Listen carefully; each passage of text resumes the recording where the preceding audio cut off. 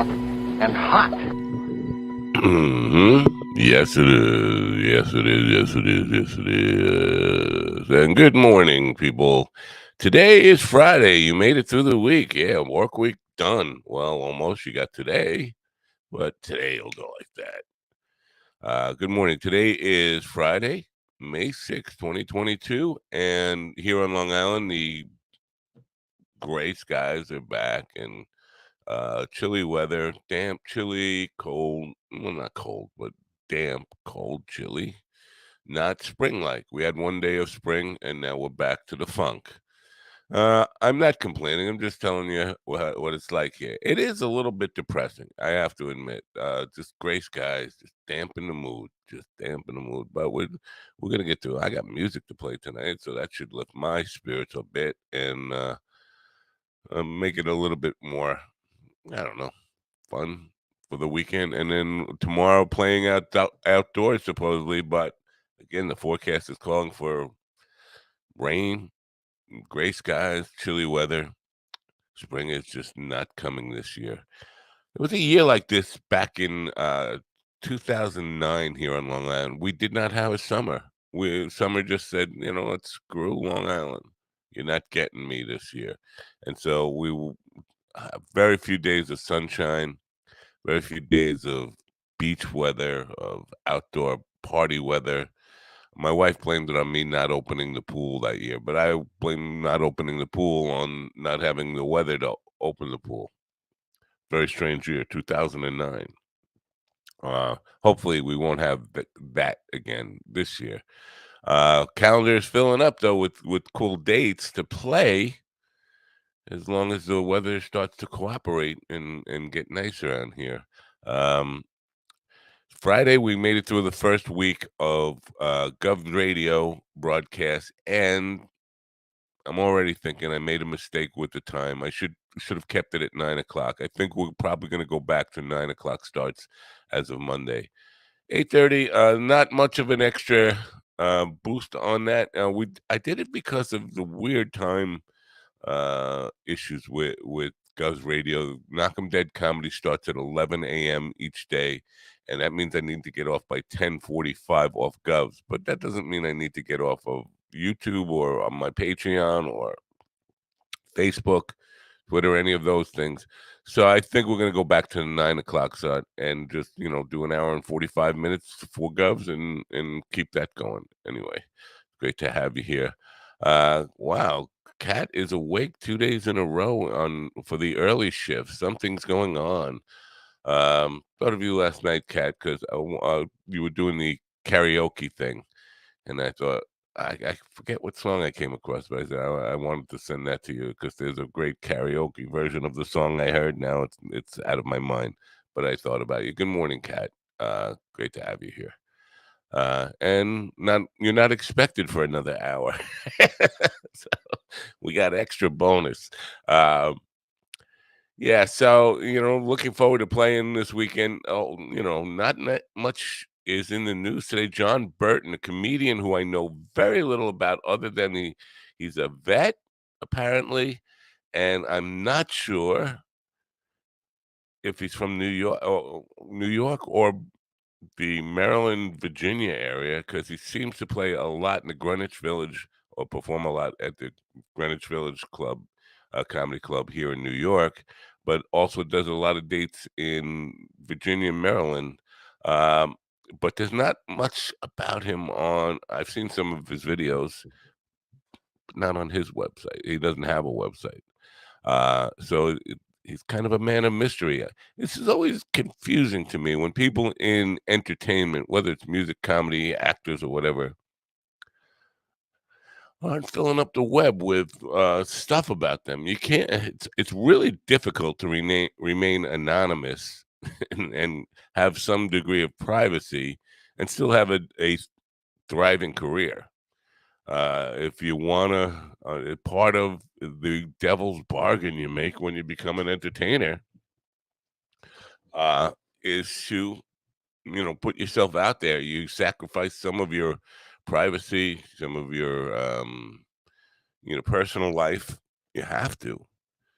in order to let people know who you are. But John seems to be very adept with not for somebody like me who's preparing to interview him.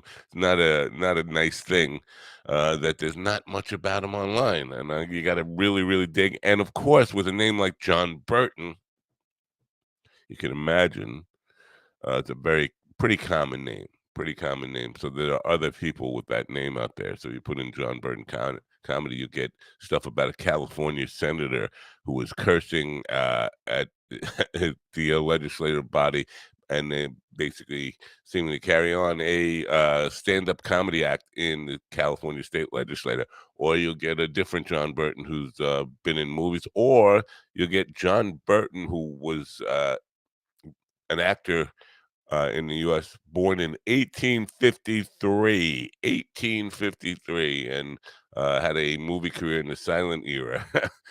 Lots of John Burtons out there, not necessarily the one I want to talk to, or I will be talking to today. So there's that. Our friend Craig is in Nassau, Bahamas, while his state is on fire. Uh, and I hope it's a difficult thing. I noticed Craig going away in the middle of New Mexico burning. I would be really nervous about that. You know, leaving home for a vacation. Do you know if you and knock on wood, his house and property will be safe, but that would scare the hell out of me. You can't call your house and check on, hey house, you still okay? Hey home, hey property, are you all right? So I'd be a little bit nervous about that. In the news today, sorry about this. Sorry about to always bring up the news and the politics and stuff. Mark Esper, who was Secretary of Defense under Donald Trump, Mark T. Esper, told the New York Times Maggie Haberman. Now, Maggie Haberman takes abuse from. She's a New York Times reporter, and of course, New York Times has a. I don't know if it's necessarily a fair reputation of being completely on the left, because the New York Times did help sell the Iraq War for George W. Bush, um, and has had a kind of a history of being pretty much not, I wouldn't say down the middle, but fair. Really, I mean, I think some of their reputation for being biased for the left is not necessarily warranted. Maggie Haberman uh, gets it from both sides because she's been called a Trump apologist and she's been called a Trump hater. So the Trump people hate them. Trump people hate her. The liberals hate her, and she's caught in this really uncomfortable place of being a reporter reporting on somebody, and both mm, both sides of her prospective audience hate her guts and think she's in the tank for the other side. Anyway, she wrote this article about Mark Esper's new memoir that comes out, and in it, Esper claims that Trump asked him about the possibility of launching missiles into Mexico to destroy drug labs and wipe out cartels, but then denying that we did it. In other words, trying to keep it secret. And to me, that is uh, a mind blowing idea that the president of the United States would seriously and have a plan for launching missiles into Mexico, not only launching missiles into Mexico as a military strike, but then trying to deny that we did it and cover it up and thinking it would be an easy go, that we could just kick. This is the problem with not just Donald Trump. Most of Americans think of this country as invincible, as a superpower. There are no such thing as a superpower. And and then thinking that we could just go kick somebody's ass, like in high school, like A big bully thinking that he could kick anybody's ass, but constantly getting his ass kicked every single time he starts a fight, but still maintaining he's the biggest, toughest guy in the school. That's the United States. We go starting fights and we lose. We get our ass kicked everywhere we go, thinking, oh, well, oh, they're an easy target. Of course, we spend trillions of dollars on our military, and that's not how war works anymore. I've covered that so many times. So the idea that we could just, go in and bomb Mexico missiles to Mexico, and then just say, "Oh, it wasn't us." I don't know where'd they come from. These missiles falling out of the sky, dude. I don't know. It happens, right? Maybe it was Canada. I don't know what the hell went through his mind. What he how he was planning on denying it, but if you know Donald Trump or if you follow Donald Trump, he can basically deny anything. He could deny that the sun is in the sky. Um, just a really troubling and mind blowing thing. Now, I'm sure you're going to see a lot of backlash against this thing. Oh, Esper's a liar. Everybody's a liar except for Trump in the Trump world, which so the natural fallback position is going to be anybody who comes out with a book like this. They're just on the other side. They're liberals, crazy. Mark T. Esper is not a liberal. He was Trump's Secretary of Defense for a reason. He hires the best and the brightest, but he hires people who are very loyal to him. The question comes out. This is so serious. I mean, at that point, you got a duty. If the president is just saying wacky, crazy ideas to you and actually has plans to carry them out, you have a responsibility to do something about that in real time, not wait until it's over and write a book about it, which is what so many of these guys are doing. So that does cast some doubt on everything they say. Why didn't you do something about it when it was happening instead of waiting to write a book about it? Well, maybe you were just greedy. That's possible. Still trying to think of that song that was in my head that I wanted Cat to check out last night. It will come to me. Maybe I'll look over my YouTube history because that's probably where it came from. Um, Possibility. YouTube and my history from last night and see what uh history. You know what? I know we're on Govs today, by the way, and we've been all week, but I don't think I'm not seeing the chat room because of the way it's plugged into to the Govs network. I don't see the chat or people on the YouTube side or even on their Facebook channels or any of that stuff. I'm only seeing those people who are on Mind Dog TV's chat rooms. So if any people are out there on Facebook or YouTube on Gov channels and you're putting stuff in the chat room, I'm not ignoring you. I'm not seeing you whatsoever. I'm not seeing this big song that I wanted to recommend the cat last night. So maybe it wasn't on YouTube. Maybe it was on Facebook or something. That's a shame. And my memory being what it is, it's not gonna come to me. It's just not gonna come to me. Good morning, Kevin. How are things out? I'm assuming now. I'm assuming you're out back home in Oklahoma. Uh, I'm glad to be an Okie from Muskogee. How are things? If you are back home, I saw some really wicked footage, and I'm not sure because it's like the news is not reporting anything that happens between California and New York. But I saw some on Facebook, wicked footage of a tornado touching down, and it was scary as shit. Scary as shit.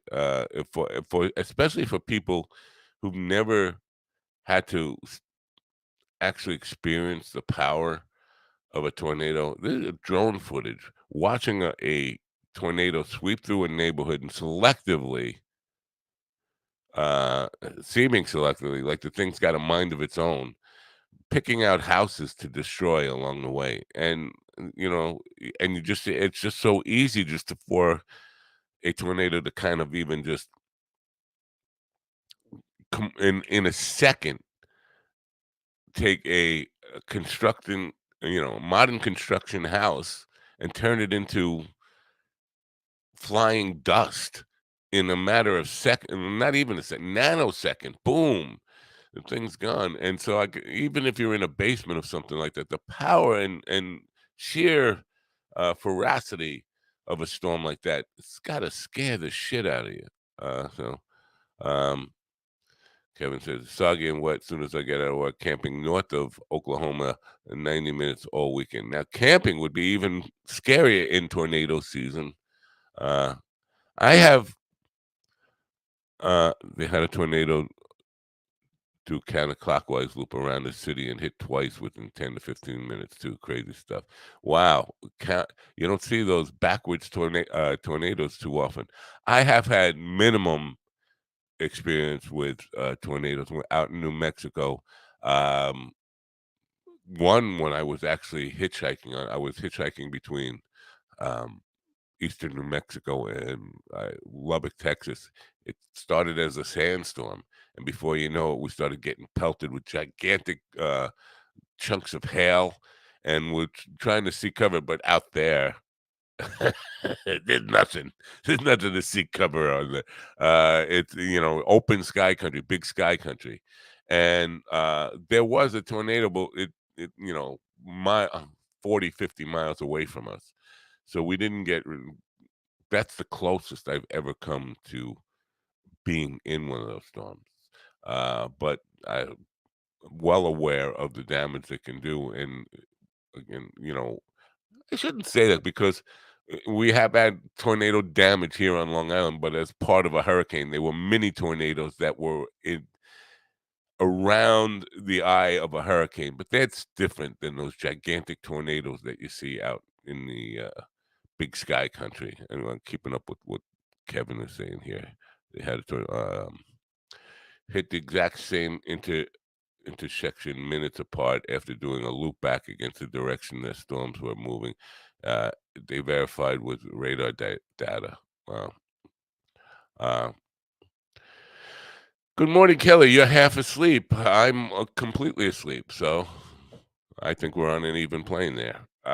Yeah, I'm definitely thinking about moving the show back to the 9 o'clock start time. Not much benefit of starting early. Maybe there is. Maybe I'm wrong about that. But listen, I'm on the East Coast. Starting at 8:30 for us is starting at 5:30 on the West Coast. And I don't think we're going to get anybody on the West Coast even tuning in from them.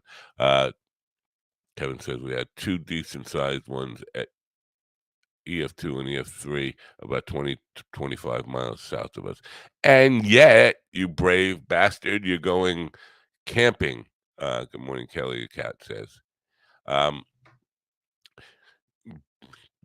Huge set of balls to be going camping with the and this is what I thought about yesterday watching that footage is with a hurricane we get days notice. With sometimes we get a week advance notice. It's starting in Florida, and it never happens like that.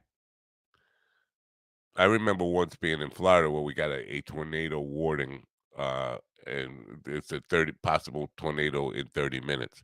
And I'm looking at these houses in I think it was Kansas or Oklahoma, one of those where the footage was that I was watching, and thinking that oh, those storms can happen like that. You don't have a lot of time to get away from them. You don't have a lot of time to prepare. It's like get everybody in the basement as quickly as possible. The Wizard of Oz stuff. Dorothy! And then that dog gets away and everybody's and you're stuck on the outside. Uh, Maybe I'm just reminiscing too much.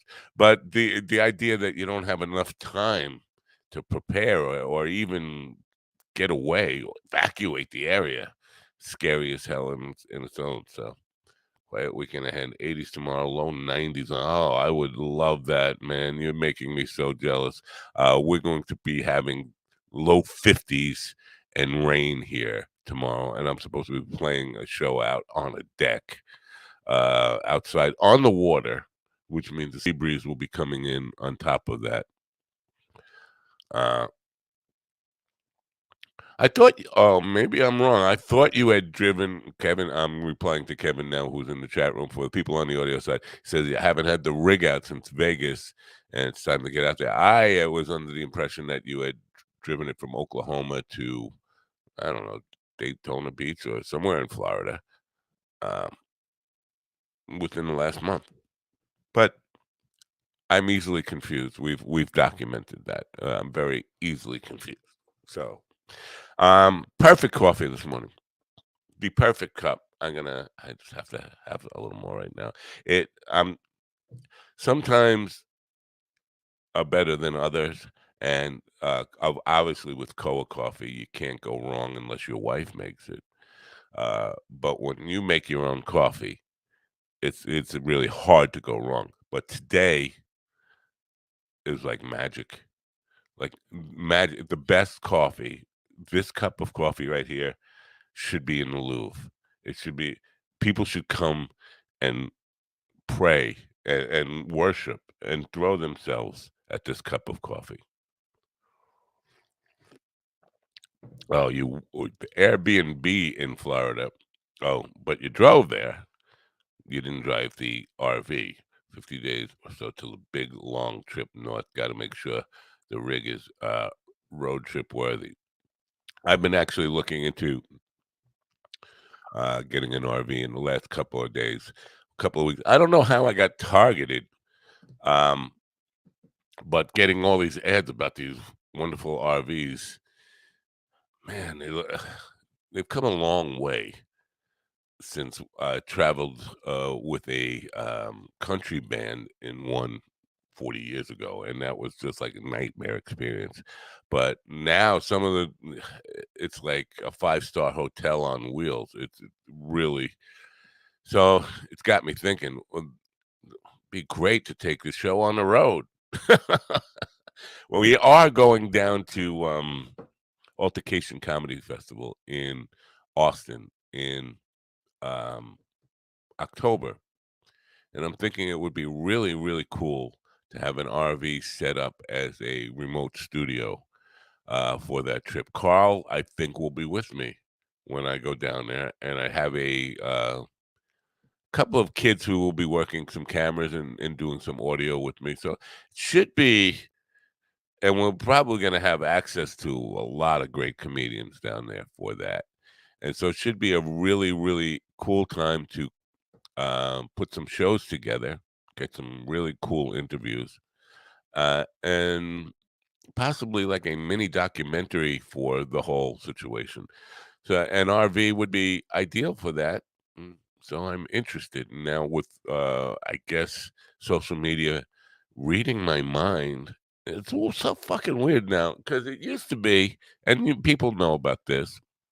Um, I don't know. Well, I'll finish that thought in a second. I'm just going to read this.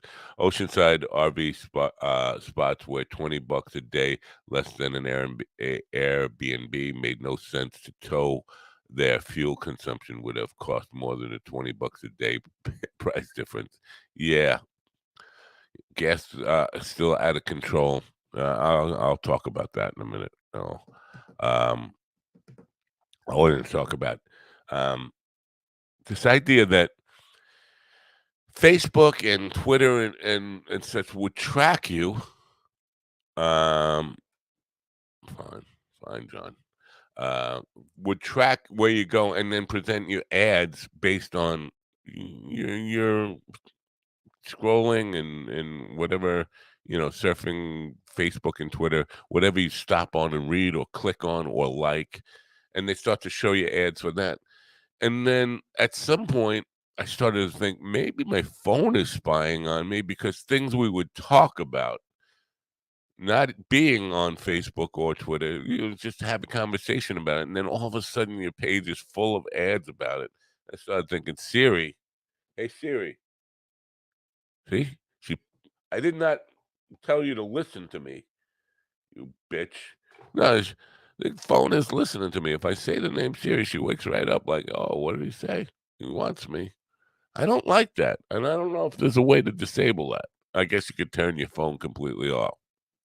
But I started to think that Siri was kind of spying on me and reporting data back to either Google or Facebook or Twitter or something because you just have a conversation about something and then my page would now it's to the point, all I gotta do is think about it.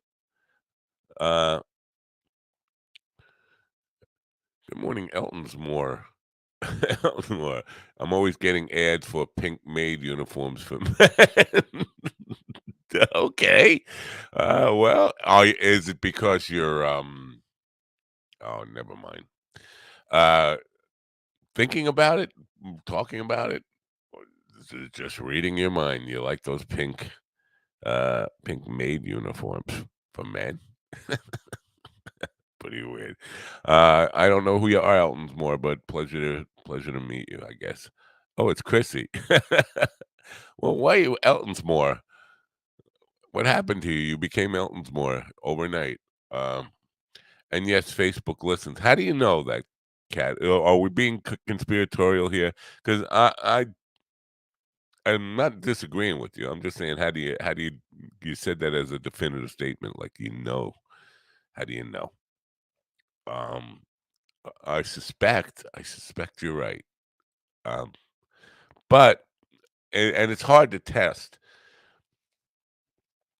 Maybe you could turn the phone off, have conversations all day long about one particular thing, and if it still get the ads, then you know it's not Facebook monitoring you or listening to you because you had your phone off. I don't know that control group. How do you test that theory out?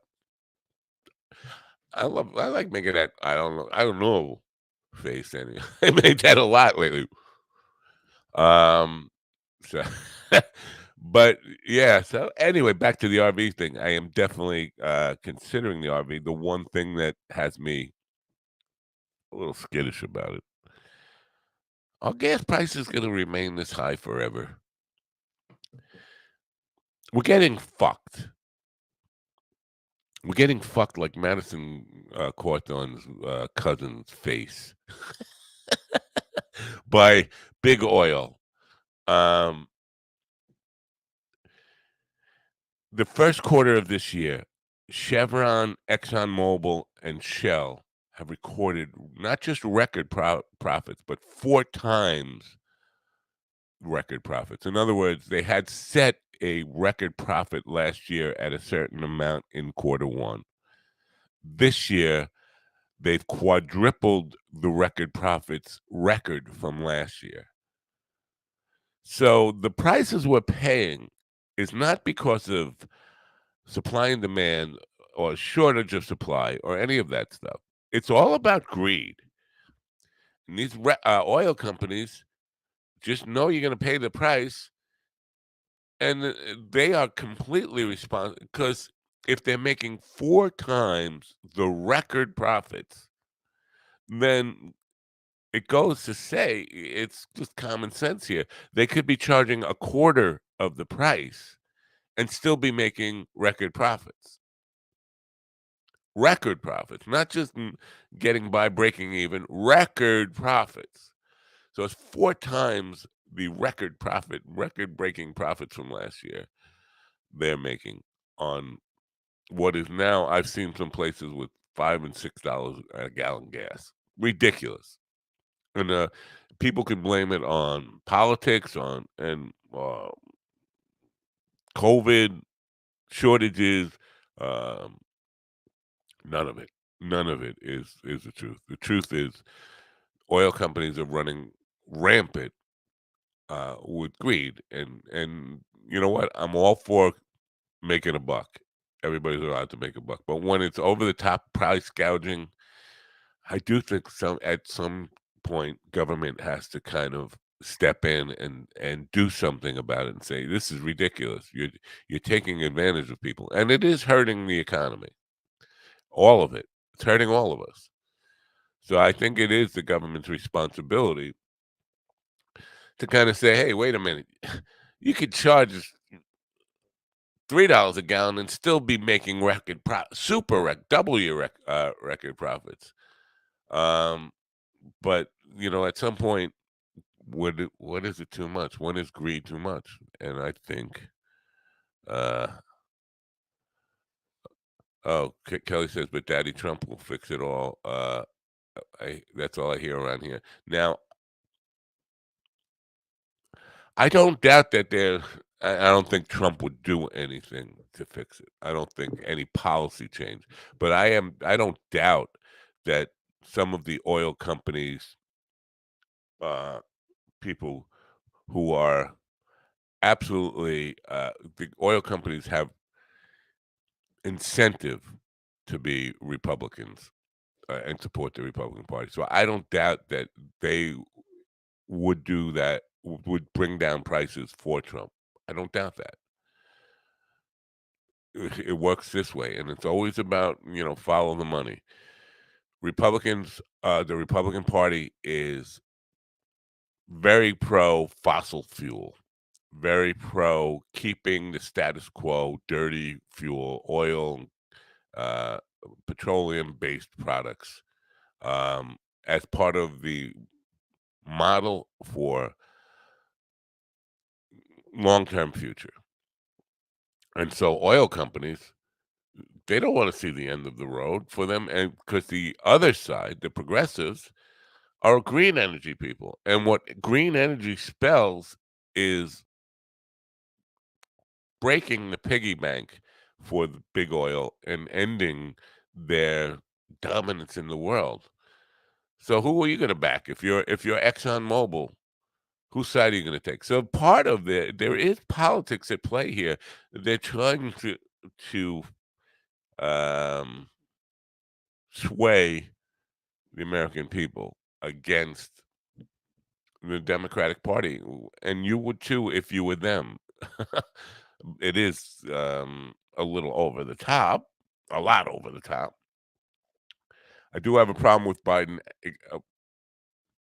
ignoring it, ignoring it. Um, and I get in a lot of arguments on that with because people just want to pick one party or another and be unable to criticize the party they belong to. So when people are just like, "Well, Biden's not responsible for the gas prices," he didn't cause them, but he is responsible. When you take the job, responsibility comes with it, and responsible means being able to respond. And he's not responding; he's ignoring it. He's just like, "Well, maybe that'll go away." That's going to bite him in the ass, and he probably deserves to have a bite him in the ass. Now, I hope it doesn't get us back Donald Trump. I really do. But um, it sure does lend itself to getting. If Trump is allowed to run again, he will probably win based on inflation and gas prices. Gas prices are not part of what I call inflation. Inflation for prices of everything going up is separate from the gas price issue. The gas price issue is simply big oil gouging us. I'm going to read some of these comments in here. I know Kevin is I would classify Kevin as a Democrat. I don't know if that's fair or not, but I think it is. Many companies will do things to keep their help steer public opinion for or against politicians. That's absolutely true. That's 90% of gas prices issues for us right now. That's yeah, yeah, yeah, yeah, yeah. So so why I even brought that up is the only thing stopping me right now from pulling the trigger on getting an RV and turning it into a mobile studio and doing some really creative things and going to some comedy festivals around. I don't know how long this insane gas price situation is going to last. Um, it shouldn't be going on now. It just should, and it feels really frustrating that not just Biden, but pretty much Congress and Senate also just ignoring it. It's like it's as if the whole country is getting raped in broad daylight, and they're turning a blind eye to it. Like, hello, this is a big issue for people. I'm turning down gigs that I would take because the amount of gas I have to, most of the gigs I would take, I don't hate to make it, right? It's not all about me. But using me as just an example, most of the gigs I would take are 80 or 90 miles away, one way each way. And I'm thinking, well, how does that cut into my profits when it's $5.25 a gallon here? Um, and so you basically it does cut into the money on the gig. And now I'm not necessarily, I shouldn't say I don't do it for the money. Some gigs I do for the money. Some gigs are all about the money. Most of the gigs I do are for the pleasure of playing, and the money is gravy. It's uh, it's nice, and I would not do it without the money. But at some point, you feel like you're being used. I gotta, pack up a van full of equipment, drive 90 miles, which is, in New York traffic can be a pain in the ass. And then play the gig, 4-hour gig, unpack, back up the van, drive back 90 miles, and do it for significantly less money than I was doing it when gas was $3 a gallon. At some point, you say, no, it's not worth it. It's just not worth it. And I'm sure a lot of workaday people who commute to their jobs, are feeling the crunch. And when it comes to their monthly bills and stuff, seeing, wow, gas prices are taking a significant toll on our and people who were living uh, paycheck to paycheck to begin with can really hurt. It can really, really put a hurt on your finances, and you got to scale back and things, and so it's not good. We have to do something about the gas prices. What I'm not going to buy an RV until prices get that under $4 a gallon here. Hopefully that will be soon, but who knows? Now I guarantee you, if I go to Facebook right now, since I've been talking about RVs, I'm going to see a whole bunch of ads for RVs. I'm gonna just check it out here, see if just a quick scan of my Facebook page to see if they're listening to me. Just first ad I see. Um, so far I haven't seen an ad. Wow, I'm scrolling halfway down a tube space. No, the first ad I saw was not for an RV. It is or for RVs. Oh, you know what I'm seeing? I ought to get on this one today. I'm seeing ads for the Kentucky Derby tomorrow, and gambling uh, houses. Those are the ads I'm seeing. Nothing so far. Halfway down the page. But I first story I see is about pump patrol. The average price of gas has risen in New York across Long Island, and how much are you paying? This is from my local news. They're not necessarily listening to me and presenting me with news stories that are associated with what I'm talking about. Hearing aids ad, no, no. So yeah, I'm not seeing any RV stuff yet. Probably later in the day. Maybe it takes a little while. Uh, it's hard to tell. Like a cat says yes, they're definitely listening to us, but how do you prove it? How do you really ascertain that that's a fact rather than just a suspicion? Um, I don't know. Again, John Burton will be with me. He says he's going to log in around 9:45. I'm not bringing him on until 10 a.m. This discussion, anyway. Uh, let's see here. I'm back on this Trumpster. Somebody is IMing me. Just want to make sure it's not about today's show. I think it's about gigs for tonight, isn't it? Or gig opportunities. Confirming. Uh-oh. Oh, yeah. Okay. I just want to put in a yes for a booking agent. Actually, trying to confirm some dates. Um, I don't know why people know I do a morning show, and I get a lot of urgent text messages the minute I start uh, broadcasting each day. Like, you know what I'm doing, dude. Um, oh boy, Steve. I have one of our drummers. We're using a sub drummer tonight, and um, our regular drummer who is away, he he's a hired gun, and sometimes he has to take gigs that pay more.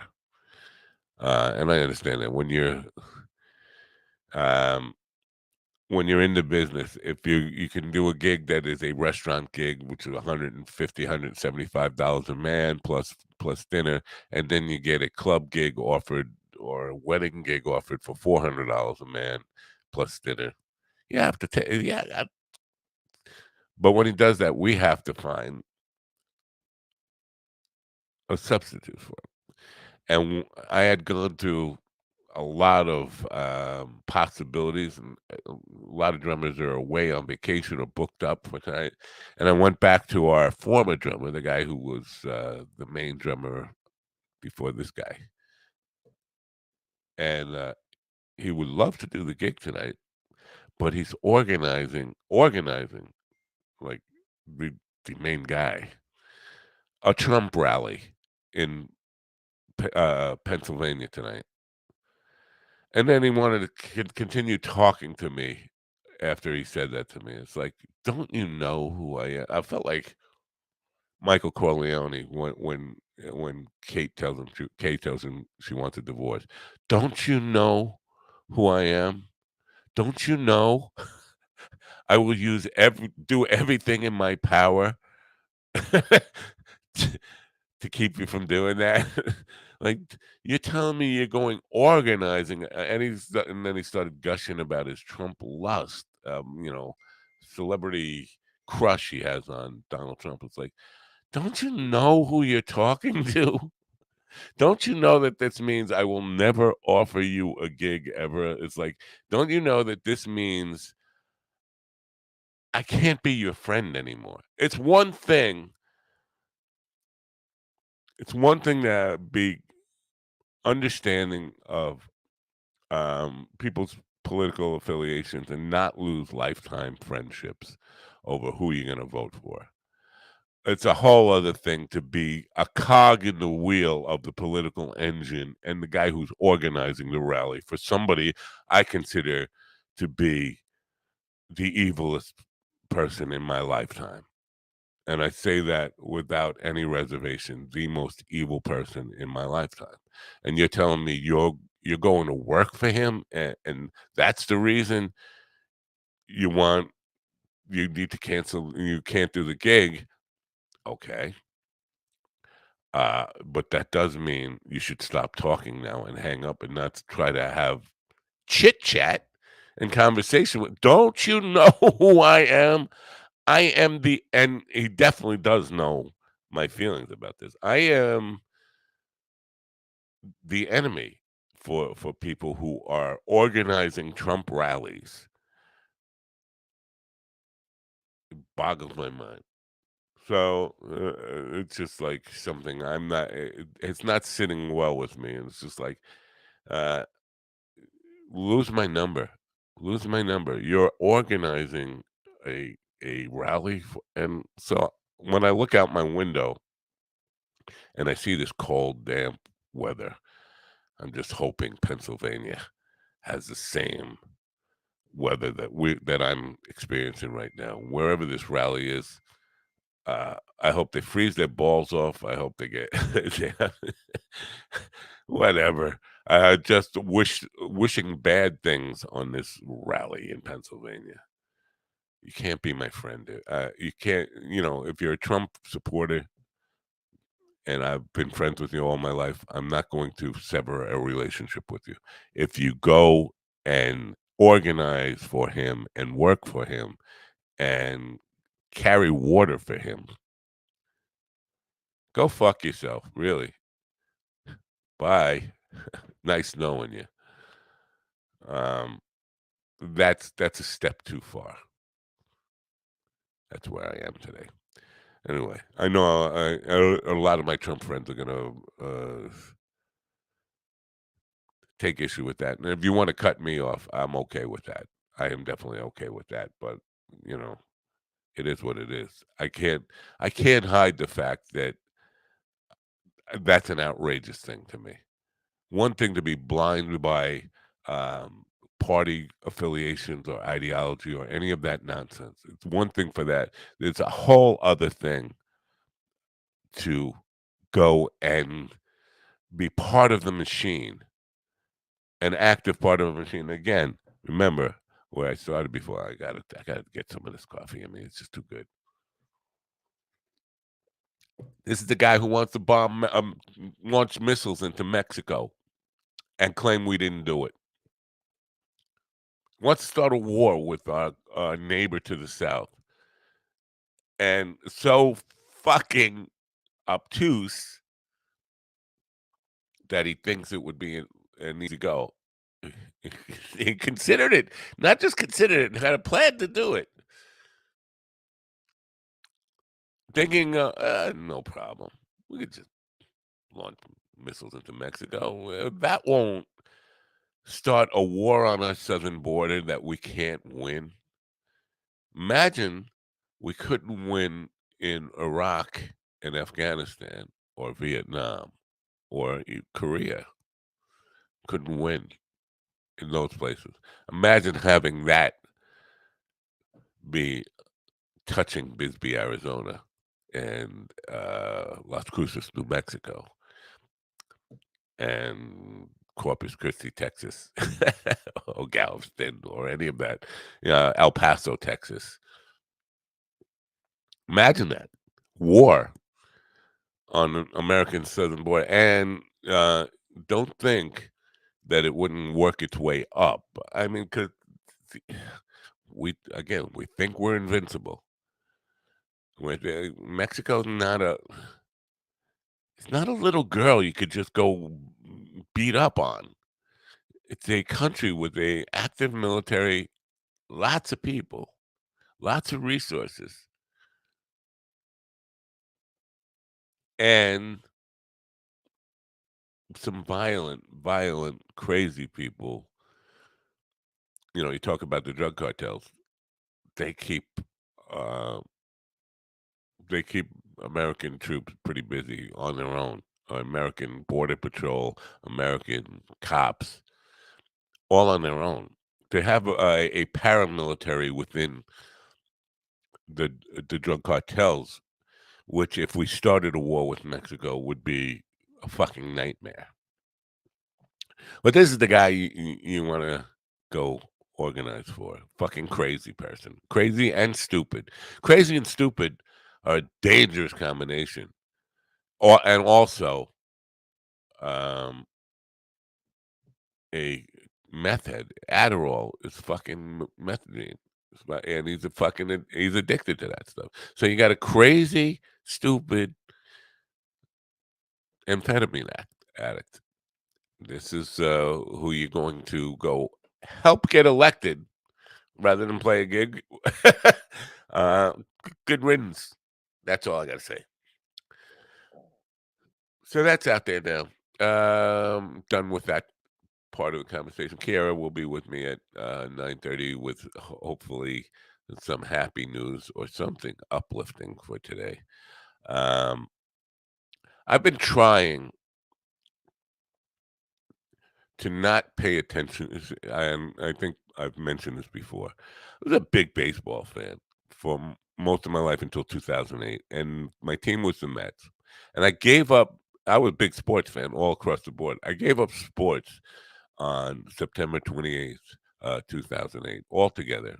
I don't need to rehash that story, but at that time, it was because of the Mets, and I said I was never coming back to sports until the Wilpons, who owned the Mets at the time, sold the team. Well, they sold the team a couple of years ago to Steve Cohen, who was a Wall Street guy, kind of a criminal, but that's a whole other story. Uh, And things started to get more interesting, and they're trying to lure me back in with free agent signings and impressive moves that make you think, "Wow, the team's got a chance." Maybe you should kind of follow it again. I haven't followed it, but on Twitter, I get updates in the trending stuff all the time, and lots of Met fans that I'm friends with posting updates and stuff like that. And so, they had a really good April, and they were looking pretty good, trying to lure me back in, and every time I'm thinking, "No, it's all fake. This is Lucy holding the football, Charlie Brown. Don't go for it." And I'm tempted, and then they start to they say a loser, and, like, they lost a game, the other night, and I said, "Aha, see, I'm glad I didn't get back into it." Here's where it all falls apart for you Met fans. I've seen this before. This is the part of the way they work. They tease you with an April, and then they're gonna break your heart, and before you know it, you're gonna be punching televisions, cursing at your wife, and ruining, all your relationships in life over a fucking baseball team that doesn't matter in the big scope of things. So last night, um, because they had lost by a big margin the day before, and I'm like telling all my Met fans, see, my Met fan friends, see, this is it. This is where they had a good April. May is here now. Cover your heart. They're gonna break your heart. And so last night, all over my Twitter stuff, I'm seeing trending that the Mets are losing big time, and it's like 7-0 in the seventh inning, and I'm giving it to my Met fan friends big time. Say 2 in a row, they're just like losing big time, and get used to it. This is going to be a long skid, and then about a half hour later, I'm on Twitter and I see Keith Olbermann or somebody talking about this was not just this is more than the Philly loss. This is a Met win. This is a typical of this team coming back in the ninth inning. I was like, what? And then I looked at it and I see the Mets had a huge rally in the ninth inning that kind of got everybody sparked up and they came back to win the game. So now my Met fan friends are all back on, like they actually acted like the team is destined. It's a team of destiny. Look, they've had all these big, so like, no, you're not going to sucker me back in because the minute I get sucked back in is when that's really going to happen, and I'm going to be the one who I've been saying don't. I'm gonna end up being the guy I've been warning, "Don't go back. Don't trust these guys. They are gonna break your heart." Not just break your heart, they're gonna make you an angry, mean, vindictive sports fan. So that's that. But in my, arguments with them arguments, I'm not arguing, I'm just laughing about the whole thing and trying to protect myself from getting sucked back in. But in my discussions with them, I saw a Cincinnati Red fan, and I could not believe what I was reading. He said, "The Reds need to forfeit this season." Like, wow, that's a drastic thing. It's May. And then he read off their record to me 3-22.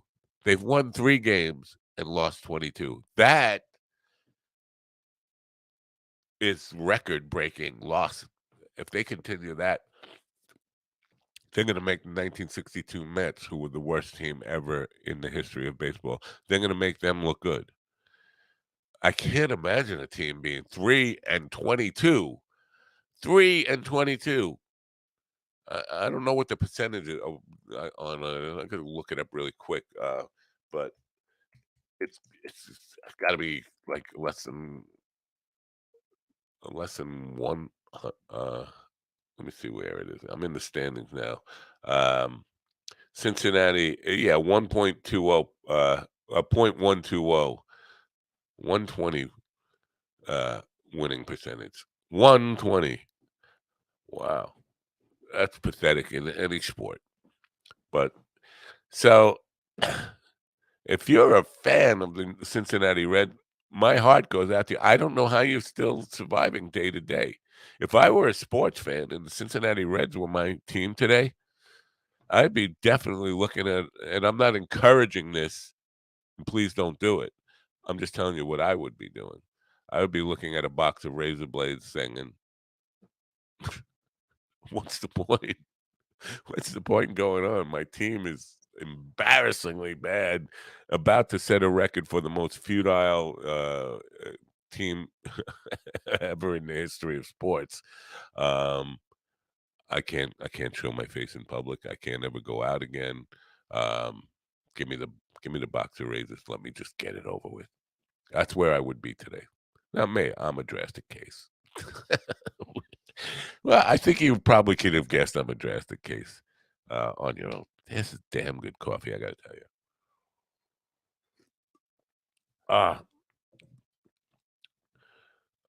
very good coffee. Just the best coffee ever. I mean, I've outdone myself. It should be in a museum, this cup of coffee. You have no idea. I would invite you over for a cup to taste this Koa coffee. It's miraculous. It's miraculous coffee. Anyway, what else is going on here that I can ramble on until Kiara shows up? Still trying to recall the song that I was thinking of telling Kat she should. You know what? Could it be on my Facebook page from last night? Could be. I think I shared it. That could be. It's starting to come back to me now. Hold on. I think I might have. Oh, no, this wasn't for karaoke, but this was a really can I share this song? You guys got me busted yesterday, by the way, um, with the King Herod stuff. Ba, ba, ba, ba, share. Yeah, I'm sharing this via Twitter. Now, this is not necessarily the song that I had in mind. This is something different. This is a young girl vocalist doing a Phil Collins song, Separate Lives. But really, a 15-year-old girl uh, just singing, and I don't know, she's singing with a track or something, but a really inspiring, emotional performance. And she took some liberties with arrangements and going from chest voice to head voice in different sections of the song and kind of making it her own. Amazing, amazing performance. Something that really had me, I don't want to say emotional, choked up, just really inspired by this young girl's take and making the song her own in a very unique and strong way. I shared it on my Twitter. If you follow me on Twitter or can see my Twitter page at all. It's from the Music Man, who's not necessarily, it's not from the show The Music Man. Music Man is the account on Facebook that posted it originally, and I shared it. And what's it called? Young lady from Italy with a big future ahead of her, Julia Falcone. With The song is "Against All Odds," not "Separate Lives." I'm sorry about that, but really, really stunning performance. I suggest you check it out. Still not recalling the karaoke song that I wanted to send the cat last night, but it will come to me probably after the show's over. Um, what else is going on? Nothing else is going on. Nothing else is going on. Our friend Craig is in the Bahamas. It looks like he's waving or flying a Ukrainian flag. The Bahamanian Bahamanian flag looks a lot like the Ukraine flag, which is kind of odd, but it is what it is. Um, hmm. Well, I guess I'll just play the commercial and hopefully when we get back, d don't hurt yourself trying to remember. No, I will hurt myself trying to remember. I've already hurt myself trying to remember. Um, but so I guess I'll just talk about cold coffee for a moment, and Kiara will be with us. Oh, you know what? I never even sent her a link for today. I should do that right now. Hey, Kiara, you didn't get your link. Oh, you did not get your link. You did not get your link. Beep, boop, boop, boop, boop. Probably just waking up, which I would be too if I. This pain in the ass. Getting more text messages from people. hooked up with a new agent. Not a new agent. It's an agent I worked with before, but uh, gung ho. He likes to talk on the phone. Very active. Very full of energy for booking. But then, like once it's booked, continuing. How many? We got a big following coming down. What are we doing? Like on sales? What are we doing? Like man, once you book the gig, you kind of just got to let it go and let it happen, and not be like crazy about it. It's a gig. Gigs happen every week, and there's one after another after another. You can't be obsessing on every single gig that you book. Um, and it tends to weigh you down when you get these guys. When you get calls every day about, well, what's the interest looking like for the gig Friday? What's the interest? How many people you got coming down Saturday? I'm like, shut up. That's how many people we got coming down. Shut up. You booked it. Let it happen. It will be fine. They're always fine.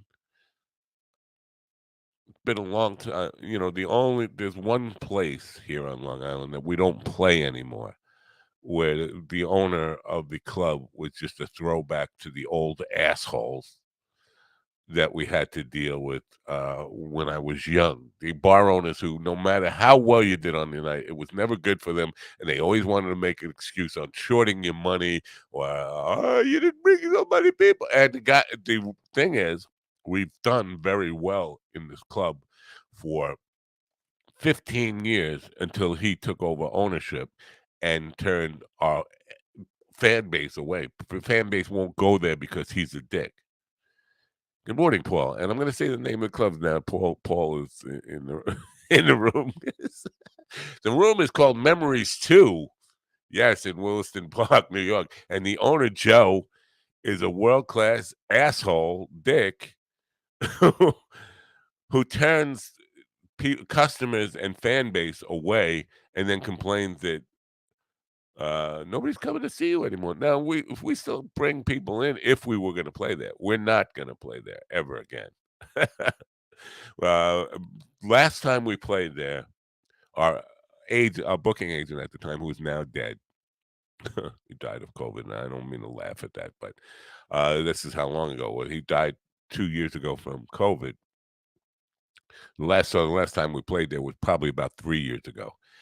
And at that point, we had a pretty decent night. The place was pretty packed, but the owner there was, again, complaining about everything. And it's not a high-paying gig to begin with. It's a fucking low-paying gig, which, for me, having to travel the length of Long Island to go to a low-paying gig was not all that inspiring to begin with.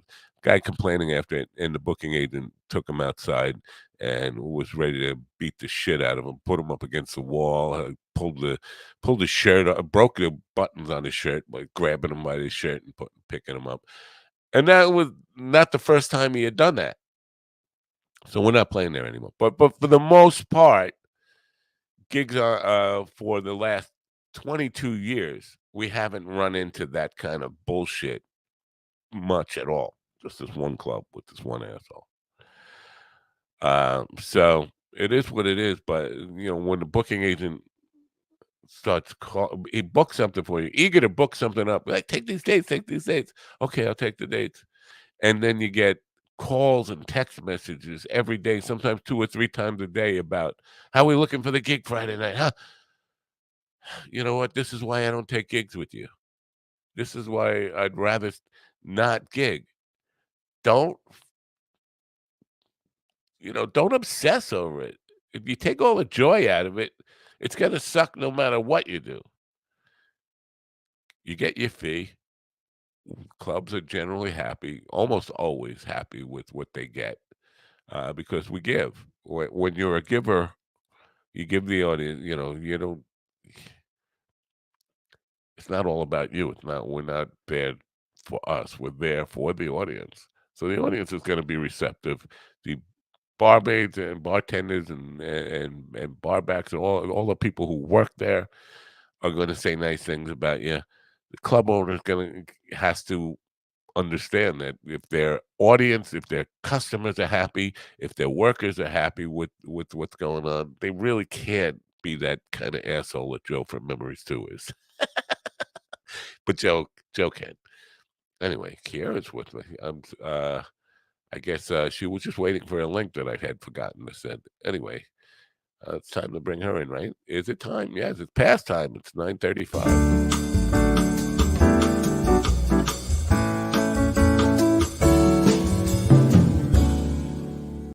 And unmute. No, see, I did the wrong thing. You're on the wrong side. That's better. Good morning. Good morning. How are you today? I'm well. How are you? You are well. I have the Yes. best coffee that has ever been made by anyone ever. I believe it. This should be, I'm not kidding, in a shrine or a museum, people should come and bow to this cup of coffee. It's like You're making me want to buy it. That's a miracle. yeah. That's a good thing. It's not just that it's cold coffee, which cold coffee is great coffee. It is great coffee, but it's that I made it and I just used the exact right amount of coffee and water and the best. It just came out incredible. It's just like there's never been a cup of coffee like this ever in the history of mankind. Really? That's Yes, really. fantastic. Yes. I'll So have to click the link and buy some Koa coffee yeah, and you try it. you caught me in the middle of a bitch fest about Yeah, what because was going on? I'm getting text messages from this new agent, the guy who booked us for last week's that strange gig that we played together, and the guy who booked this Saturday's gig tomorrow's gig that we're going to be playing together on the deck well, we're not going to be on the deck. They're going to Yeah. bring us inside, supposed to be on the deck, but he's just like every day. He's been booking a lot of gigs for us, as you know, and every day he's like, "How's the?" He's just texting me now about the July 1st gig and how that's looking for us getting out promotional material for July 1st. It's May, the first week of May, and he's like Wow. obsessing about a gig 2 months from now. Do Wow. you understand? I have a gig tonight that you have nothing to do with. I have a gig tomorrow. I have 3 gigs during the week next week, and then I have gigs next weekend, and that I'm not thinking about July 1st gig. I have a situation like that too. It's every day, nonstop. Oh yeah. Just texting. It's like, dude, I have other things going on. Yeah, this is not my life. I can't Dude. obsess over it, and especially the whole idea about 1 gig at a time. If first of all, I mean, Right. there are some gigs that pay well. There's some gigs that most gigs don't pay well, and so we're doing it because we like to do it, and we're not ever taking advantage of club owners where club owners would think, well, it just wasn't worth it for me. They're making hand over fist with us no matter what. Right. So they really don't have a leg to stand on when it comes to complaining. So why are you even nervous about it? Right. I guess maybe because he does it. This is what he does for a living. That some of the people he books sometimes, no matter how good they are, um, just don't hold people there. They take too many breaks, whatever. Then people leave, and then bar owners or restaurant owners get upset about that if they aren't making money. That's the only thing I can imagine. Mm. But memories, you played memories with us. We haven't played there in years, but that's the guy I was talking about. Right.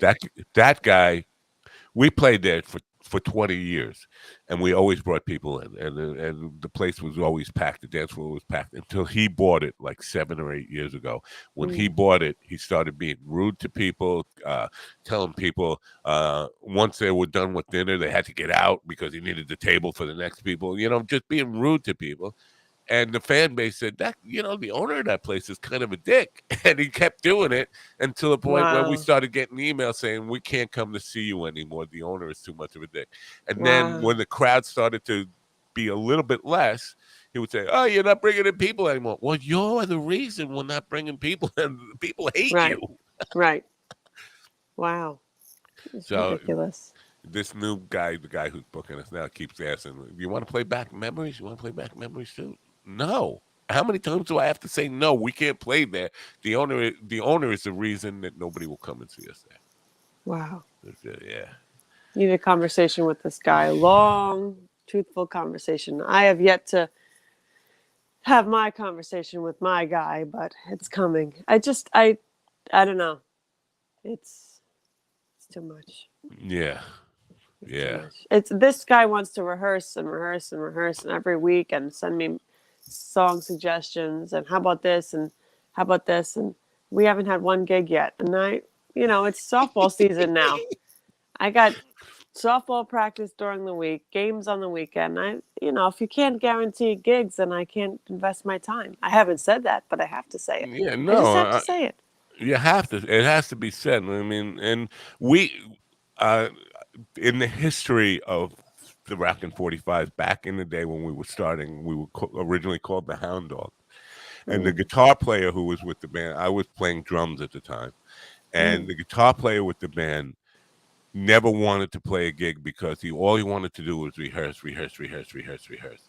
And like he wanted to do that for years on end. Like we knew this because he had been in bands for his entire life and had played maybe 20 gigs in the previous 25 years, but had been rehearsing twice a week with bands for that full 25 years. Wow. It was and he would come with everything written out, sheet music written out, and all this stuff. Like, this guy's too anal about this stuff. He wants everything to be absolutely record perfect before he goes out and plays a gig.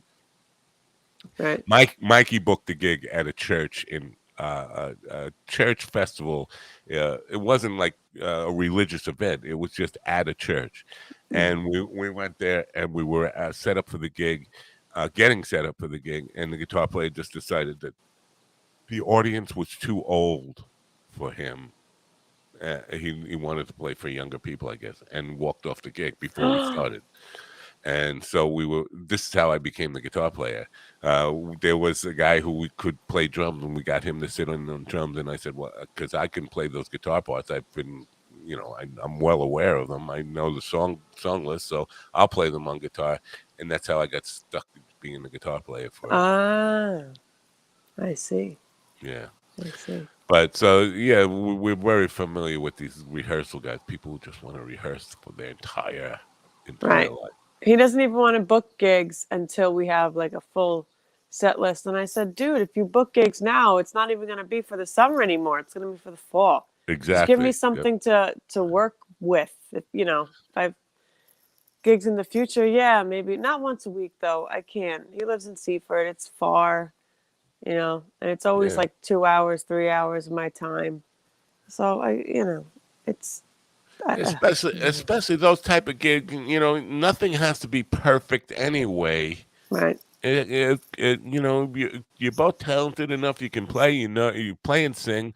You can get through songs. They might not be the absolute perfect start and time stopping arrangements with everything, choreographed completely. But the audience will appreciate it no matter what, and you'll get paid, and you can start to refine your act and use the gigs is kind of rehearsal. Yeah. The more you gig, the tighter you get. Right. That was always my just frustrated with the whole experience this morning. Anyway, you got any happy news for us? Anything uplifting? Because the weather has got me down again. I know. We had one day of springtime, and now it's back to dreary. One day cold. of springtime. Yeah, it just sucks. Yes, this is about bird news. Uh-oh. This is from Good News Network. Good news. Good News Network. Biologists rescue a baby eagle that fell out of a nest and down a cliff. This is following last week's rescue mission. A baby eagle is now safely tucked up inside its nest on the cliffs of Catalina Island. The California-born eaglet was accidentally kicked out of the nest by an adult eagle while sleeping. Yeah, right. This eaglet, along with the others being raised on the island, are part of a 40-year reintroduction program, and a rescue squad was soon called in to help it. So that's good news. That is good news, good and it's happy news. I like that happy. Except eagle saved. I do have a couple of issues with it. Yes. When I was a kid, bald eagles were on the decline, and they wanted to save. But now they've made a comeback.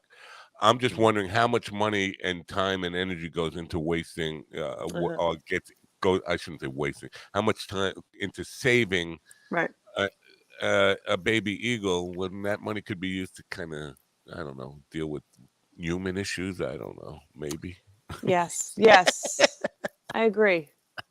Yeah, but it's always nice to see that, and I'm a big fan of on social media and all this stuff.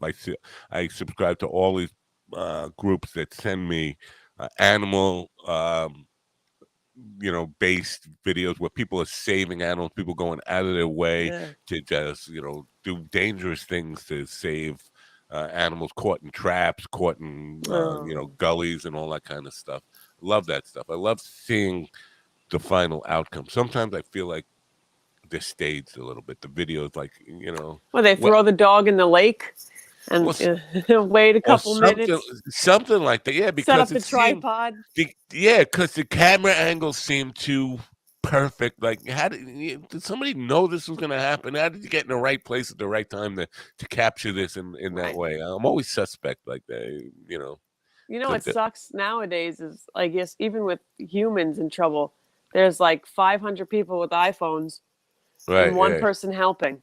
yeah, I always yeah. notice that. It's like Maybe put the everybody in the phone down crowd. and Yes. help out. Whew. They'd rather share it and get views than help the person struggling. It's pathetic. Yeah, I Pathetic. can't think of an example right now of one I saw recently, but I see them all the time, and I'm always like, it looks too. The angles are too perfect. Like, yeah, how did you know this was going to happen? That you're so ready with the perfect angle, the perfect shot to capture this and make it look like it's a real time, real event. Yeah. And I guess the world has made me skeptical. The whole world of social media Yeah. made me skeptical about everything. Yeah. Question everything. Anything on the media is not what it seems to be. I could just tell you that. Well, this morning I was talking about, I think, how, and I'll let you go really quickly after this, but you know how most of us have had this feeling that Facebook or Twitter or any social media tracks so if I'm looking up hot tubs, all of a sudden I'm going to get ads for hot tubs Yeah. all over my social media. Went on for a while. Then it came to the point where I didn't even have to like look up anything on Google or anything. Just having a conversation with my wife, I thought my Yeah. phone was listening and saying It things on does. Facebook. It Now does. I'm to the point where I was just thinking about RVs, thinking about what I would like to get an RV because in the fall I'm going down to Austin for the Altercation Comedy Festival, and I want to Mm. cover that. And I thought it would be great to have an RV and set it up as a mobile studio and go down there and do all the interviews and podcasts from there. That'd be Just nice. thinking it. And then Yeah. all of a sudden, I'm getting ads for luxury RVs all over the Mm-hmm. place. Yeah. Yeah. In my head, I didn't mention it Yeah. to Eddie. How does it happen? Can they be in my head? That's Um. scary. That's a Yeah. scary. It was scary enough when it was just conversations that I wasn't even surfing anything, and I was all of a sudden Maybe you because they were just obscure said it. things, You just said it huh? one day. Maybe you said RV one day and you forgot. But they're definitely Maybe. listening. I don't sleep with my phone in the room. I leave it out in the living room. I have to Yeah. get up, or Matt has to get up and shut the alarm off because I don't ever get up. But I I don't. know Siri is listening to me right now because if I say, "Hey Yeah. Siri," she lights up. Yeah. Yeah. Yeah. So are your So Alexas and your yeah. smart TVs. And I have the camera turned down on the Xbox thing because they could just access it at any time. That when I told you when I go to the bathroom and look for news articles, I put my little finger over the camera just Yeah, in yeah. case someone's watching me dookie. You don't know. Yeah. You don't know. No. No, I definitely know. The light is supposed to come on to let you know your camera's initiated, but that doesn't happen with a lot of different phones and all that I stuff. mean, they'll just see a weird angle of me, you know. And the thing with But with these smartphones now is they got two cameras. They got one on each side, and you yeah, don't see the one like the front facing camera. You don't see the You don't know where the lens is on here, right? yeah, Because for your phone, you yeah, have front and back facing cameras. So Yeah. where do you even know to put cover up on this? Hey What do you Siri, have? The Galaxy? look, see, No, you listen, have an iPhone. bitch. Yeah, iPhone 12. Uh, I'm sorry, did you call me a bitch? Yes, I did. Hang up. Anyway, yeah. But so even in obscure, because out here we don't have sewers out in the country where we are. We still have cesspools, you still dig a and hole? yeah. So my wife and I were just talking. I just casually said to her, when was the last time we had the cesspool pump? Just asking because try to stay on top of these things before problems happen. I Right. just said that, then went to Facebook 20 minutes later, and cesspool pumping companies all over. What? I'm like, that's a conversation that not most people don't have that, and you wouldn't see an ad for a cesspool pumping company in your neighborhood unless somebody knew that was Right. something you were talking about. It's an invasion of your privacy. It's ridiculous. If Yeah, I could, I'd throw my phone out and get the little flip phones we used to have. That's when life was simpler. I think yeah. we should all go back to that. You'd You never know. you'd never had a time in your life where you didn't have a cell phone, did you? You No, grew up that's in. not true. I was a 90s kid. I was the generation where it was a transition. We didn't have internet or Okay, I you got know. my first cell phone in 1998, so Yeah. yeah. So you were No, like, we didn't have cell phones. wow. And we had first there were beepers, and Beepers. I then remember yeah. I remember throwing my beeper out on the Long Island Expressway because I threw it out the window. I just like I'm sick of getting beeped all the time. Yeah. People got carried away with it. It was good when you were when I was a player in the clubs. That was the cool thing. To give your girl your beeper number. Like, you must be important. You got a beeper. Yeah. I remember going with my mom to pick out a beeper, and there was a beeper store, and it was the coolest thing. As a kid, you needed a beeper. That's really No, not strange. me. I was picking out Oh, one with my mom for her. yeah. Wow. Okay. They were in the display case, these little cube things. Yeah. Wow, what is that? Yeah, I remember 9/11, not 9/11, the first attack on the World Trade Center in '93. People were freaking out because all of a sudden our beepers stopped working, en masse, everybody at the same time. Because it was all from the tower, the transmission tower on top of the World Trade Center. When that bomb hit in the basement, everybody's beeper went out at once. It's like, Wow, wow. wow. Freak out time. Yeah, we couldn't live without our beepers off. Now you can't live without your cell phone. It's like, and when my phone broke a couple of weeks ago, it was like I was back in caveman times. I was like, I was really in a severe depression for a day and a half, 2 days. As long as, it's just so frustrating to have to go back to caveman times. No cell phone. Caveman times. They're the Caveman. best times. I know. All right, I'll let you go. We'll see you in an hour or so, I guess, or whenever. See you later. Okay. Bye for Bye. now.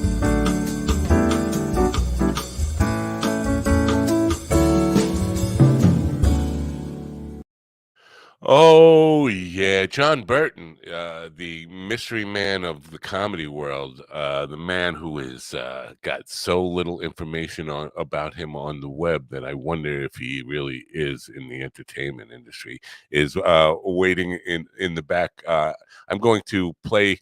Got to refresh this coffee. Tell you about Koa Coffee, who are our sponsor for today. Koa Coffee, as you know, the best coffee ever created in the history of mankind. Forbes magazine calls them the best coffee in the USA, one of the top 10 coffees in the world. Actually, that is a gross understatement. It is the best coffee in the world, best coffee in the universe. And this pot that I made today, it's like Mona Lisa, Michelangelo. It's a work of art worthy of worship by the entire planet. People should be lining up at my door to get a taste of the cold coffee I made this morning. It's just, I'm really at a loss for words to describe the magnificence, the wonder, the power of this coffee, which I need to get a refresher on right now. So when we come back, we'll meet John Burton, the international man of comedy mystery. And until then, I'm already taking my headphones off to run to go get coffee. Enjoy this commercial about Koa Coffee. This episode is brought to you by Koa Coffee. If you are a coffee connoisseur and want to experience the best coffee Hawaii has to offer, no blends, no compromise, try the true taste of Aloha. Koa Coffee produces premium Hawaiian coffee, hand-picked, expertly roasted, and delivered from Hawaii to your door with Aloha. From award-winning 100% Kona coffee grown on the slopes of the Mauna Loa volcano to the unique mocha beans of Maui, they strive to provide their loyal customers with the best quality and freshness. Since 1997, Koa Coffee has been known far and wide as a product of utmost quality, and their awards prove it. Koa Coffee was featured in Forbes' Top 10 Coffees of the World. This is the coffee Forbes called the best coffee in America. Find out what it's all about. Go to minddogtv.com/coffee. Coffee, coffee, coffee. It's the best coffee in the world. Hello. Hello. Hi. I have coffee. It's the best coffee in the world. Would you like to try some? Wait a minute. Damn it. Get back here. I guess I have a way with the ladies, don't I? Send them all away. Anyway, good to have you back here. Kelly says no one will ever know because you're drinking the evidence. Actually, there's plenty left, Kelly. If you can make it here in the next, I would say, hour and a half, there will still be coffee for you to experience so that somebody else can testify to the wonder and amazing coffee that I've created this morning. Good morning, Michael. Good to see you here. Good to see everybody in the chat room. John Burton, as I mentioned, is the international man of mystery when it comes to comedy. I've had a few comedians on who I've had really a difficult time finding any stuff from them on the web, and it's an interesting thing because in entertainment, as I mentioned earlier in the show, there is a bargain with the devil that you have to make in giving up some of your private life, your privacy, in order to keep working, in order to get your name out there, in order for people to know who you are, to come and support you. You have to put some information out on the web. I've got a Facebook for John, and apparently, what I know about him, I think I know about him, are the following. I think he has a military background. I've seen some YouTube videos where he's doing some stand-up and talking about being a veteran. So I have that. I believe, I'm going to guess, based on a meme that is on the top of his Facebook page right now, that his service was in the U.S. Army. He seems to have some connection to New York with the Greenwich Village Comedy Club, but also some things going on in the Virginia, Maryland area. That's what I know about him, and we're gonna figure it out right now. We're gonna invite him into the room and get to know John Burton. Ladies and gentlemen, please open your ears, open your mind, and help me welcome comedian John Burton. John Burton, the man of international mystery in the world of comedy. Here he is right now. John, welcome. Thank you. Appreciate you having me on. So, well, it's my pleasure to have you on. I'm always thrilled to get to know new comedians. I have one on almost every day of the week, and so it's something that I no two comedians come at it from the same perspective, same background, same interest that got them to where they are. So I'm always interested in the backstory. But let me find out what I got right about you. First of all, veteran stuff. I'm right about that. Yes. Correct. U.S. Army? Yes, correct. Okay. Now, New York or Virginia or neither? I live in Virginia. I travel to New York sometimes when I can get a show. Why Greenwich Village Comedy Club? Is there not a really happening scene? Because I had somebody on from Fairfax, Virginia, the other day, and he actually works in D.C. a lot, and he said the scene down there is really one of the best comedy scenes for right now going. So it is really a good scene. I go to open mics like almost every night and stuff, but like I just figured like when I got an opportunity to go to New York City of all places, I might as well go. So I was just like, yeah, let's do it. Totally.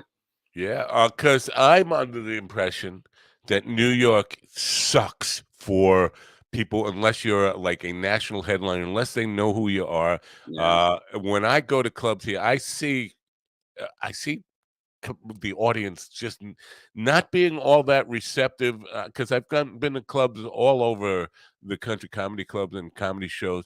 It seems audiences are better everywhere except in New York City. I mean, Yeah. if you're not a known entity. I've had good experience. Like, sometimes I've done shows in New York where it's like, yeah, no one laughed. But other times it's like, oh, okay, that went pretty well. Like, I personally like, I tell people I'm like stream of consciousness when I'm on stage. Like, I never think anyone's laughing. I'm just like going, and then I watch the video afterwards, and I was like, oh, it wasn't that bad. Or I was like, oh, that was worse than I thought. Like, but just keep going. Kind of thing. Well, that's a whole mindset that you have to have that, I think, to be a comedian in this day and age. Is you have to have that mindset of you just keep going and not let any um, bumps in the road in a performance kind of deter you or any of that stuff. For me as a musician, every bad note I hit scars me psychically for a long time, I guess. Yeah, I mean, I don't feel good about myself when the shows don't go well, but I always think, well, I mean, this is no worse than my childhood, so I might as well just keep going. All right. Now, in my intro for you, I call you the international man of mystery and comedy. Is that intentional? Are you doing this to try to protect some privacy in your life, or are you just lazy, or why are you? Why is there not an internet presence for you? Probably a little bit of both, a little bit of privacy thing, but also like, yeah, a little laziness at the same time. Because this is something that, I mean, I do have a job, and so this is something I've always wanted to do. And so actually about a year and a half ago, I just decided I'm going to start doing this because no better time than the present. And it just kind of snowballed. I was just like, I got on an open mic, and then I met people, and then I met more people, and I went from doing like one open mic a week to I do like 4 a week now, and I get shows occasionally, and it's pretty fun. Pretty cool. Now, you say you always wanted to do this. How? I mean, when you say always, 5, 6, 7, 10, 15. When did you? Since middle school. Like, I grew up in Georgia, and I back in the day it was like Jeff Foxworthy was funny, obviously, when you're like a kid in Georgia, in Yeah. in the 90s. Like, of course, like, you might be a redneck, like, whatever. But Right. as time went on, I was just like, I'd watch George Carlin, and I'd watch all the other comics, and it was just like, that looks like a lot of fun. And people would always tell me that I was funny anyway, but I have like, a fear of going on stage. But then I just thought, hey, I'm in my late 30s now, and I might as well try something different. Are So you in your late 30s? You look good for late 30s. Congratulations. thanks. I'll be Uh, 40 in 3 months. not like you did anything to, I guess, Well, stay young yeah, I looking. did, a few things, but yeah. Yeah. Had a lot in the last, I would say, last couple of months, probably about 10 people who are vets who are in comedy now. It seems an odd if you're interested in comedy, it just seems odd that you would sign up for military service because most comedians I know are anything but disciplined military type of people to begin with. They're generally people who like to sleep late, don't have a lifestyle that would be conducive to the military. So you had this in your head from being young. Yeah, were you young when you enlisted? Oh, I was 18. Yeah, I was in the military for 10 years. So, and I got out a little over 10 years ago. So yeah, was I've been to several Middle Eastern countries on deployments and all that kind of thing. So definitely started young. So, during that time, was your aspirations for comedy or even interest in comedy kind of really on the back? It seems odd to be involved in at least 2 wars that I'm aware of with the United States. But be involved in wartime and also be have an interest in stand-up comedy. If you were on a like if people understood the amount of jokes that are told on a deployment and how dark the humor can get sometimes, but it's just like that's what you do, and it's like so. I didn't think about I'll do stand-up comedy later in life while I was in Iraq, for example, but it was just something that it just came back up over time and over the years, kind of Right. thing. And now I don't want to get too personal, and if I am, you can just say I don't want to talk about that. Any trauma, PTSD, any kind of stuff that you deal with from your service?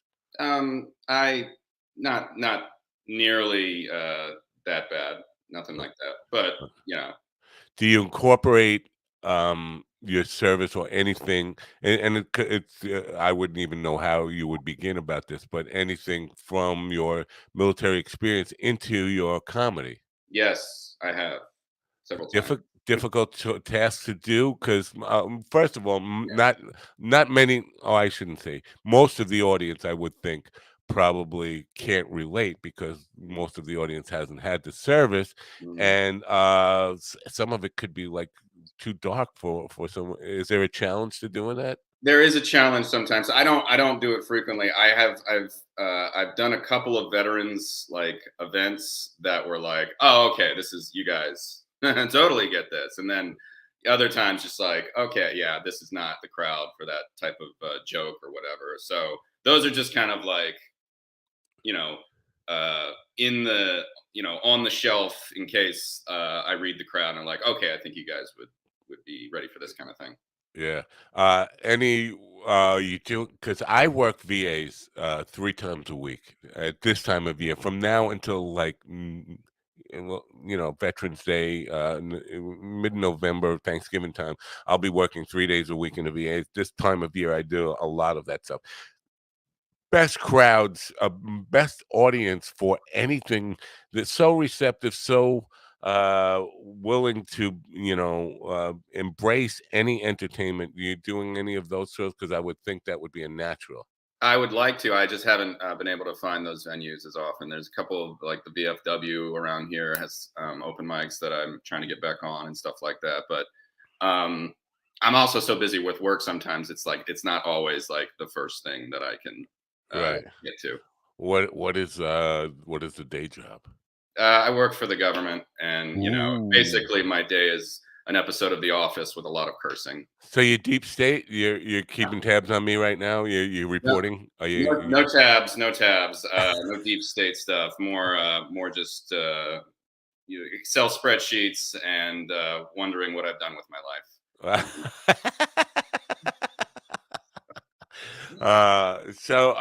What is the connection to New York? How did that happen? A guy from Georgia who ends up living in Northern Virginia or Maryland area, all of a sudden coming to New York. Was it a comic friend who Yeah, said I have an yeah. yeah? Oh, sorry. Yeah. It was. I was just. I saw basically. I saw a post on Facebook. I messaged a guy.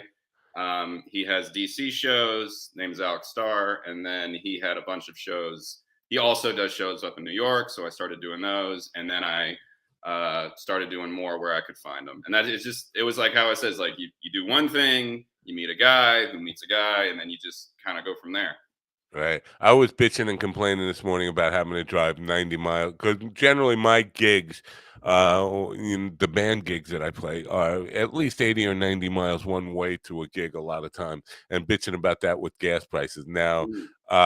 I get paid decent money. Sometimes comedians, especially when you're not a well-known entity, you're not getting paid much at all.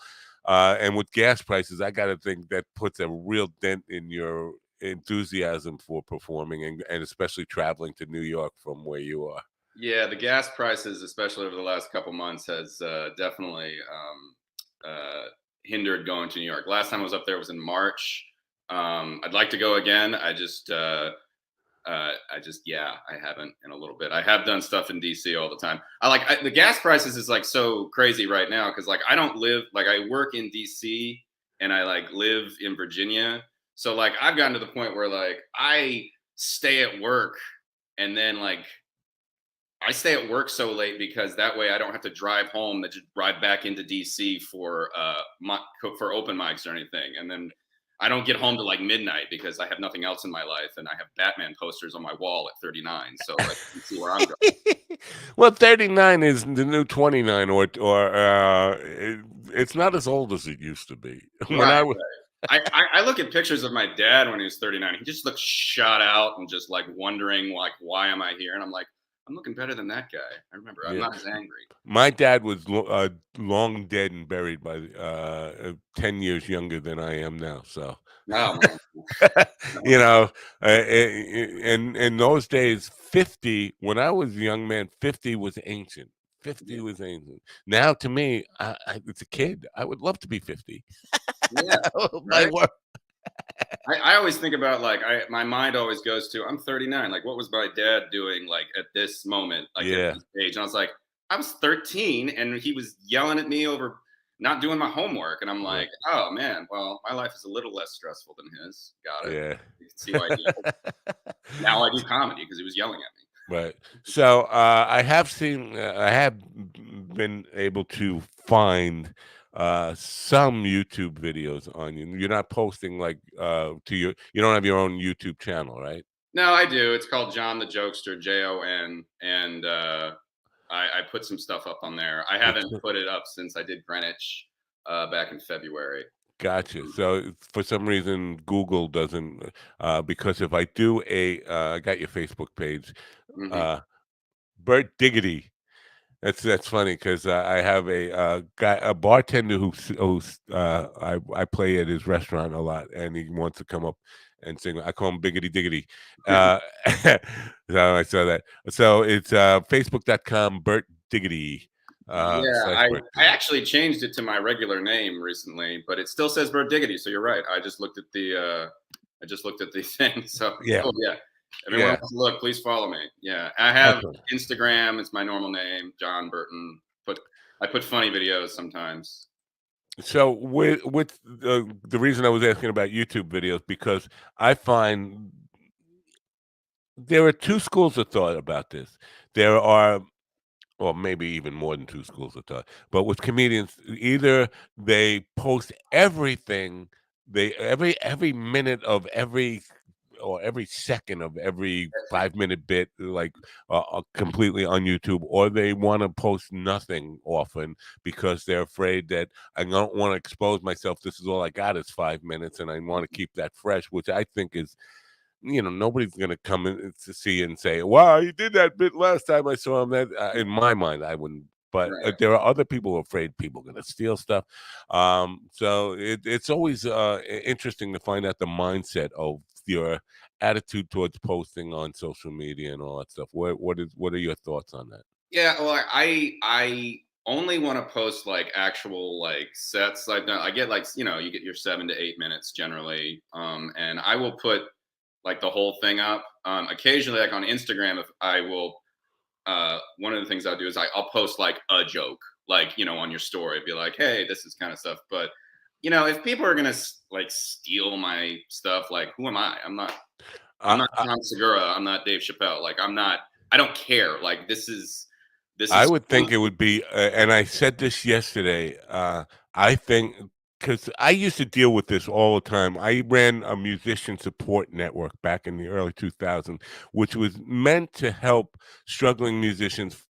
Number one, have the collective bargaining power to buy health insurance because a lot of when you're in entertainment and that's your job and you don't have the opportunity that people working a real job to buy health insurance and all that kind of Mm, stuff. I put together this stuff, but also trying to help people get gigs and get some publicity. And people who were not known by anybody, songwriters, paranoid that somebody was going to steal their song. And I always had the attitude that that would be the best thing that could ever happen to you right now because the song, you can write more songs, but for if said some star or somebody with more name recognition than you do steals your material and then has a hit with it, then you come out of the woodwork and say that's mine and you can prove it and all that stuff.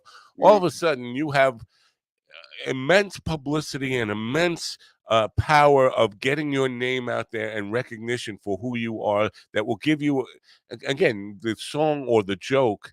You can write more jokes. You can write more songs. That's the disposable thing at this point. What you really need is a leg up in the business, some recognition. And my attitude is like, if you get so upset that someone stole a joke, is that literally all you can think of? Like, Yeah, right.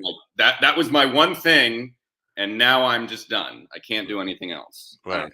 I just don't mind.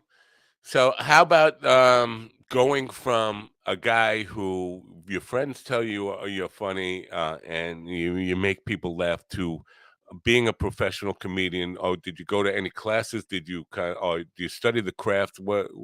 I What? actually did. So one of the veterans things is called Armed Services Arts Program, ASAP, and they do a whole bunch of different, whether it's stand-up comedy or it's improv or acting. They have all these different classes, and I took right in like beginning of last year, did a thing called for ASAP stand-up comedy class, and I had already been trying it already, like trying stand-up, and that really helped. And then I got some good tips from them, and we did like a graduation show. It's a really great organization. And then, Wow.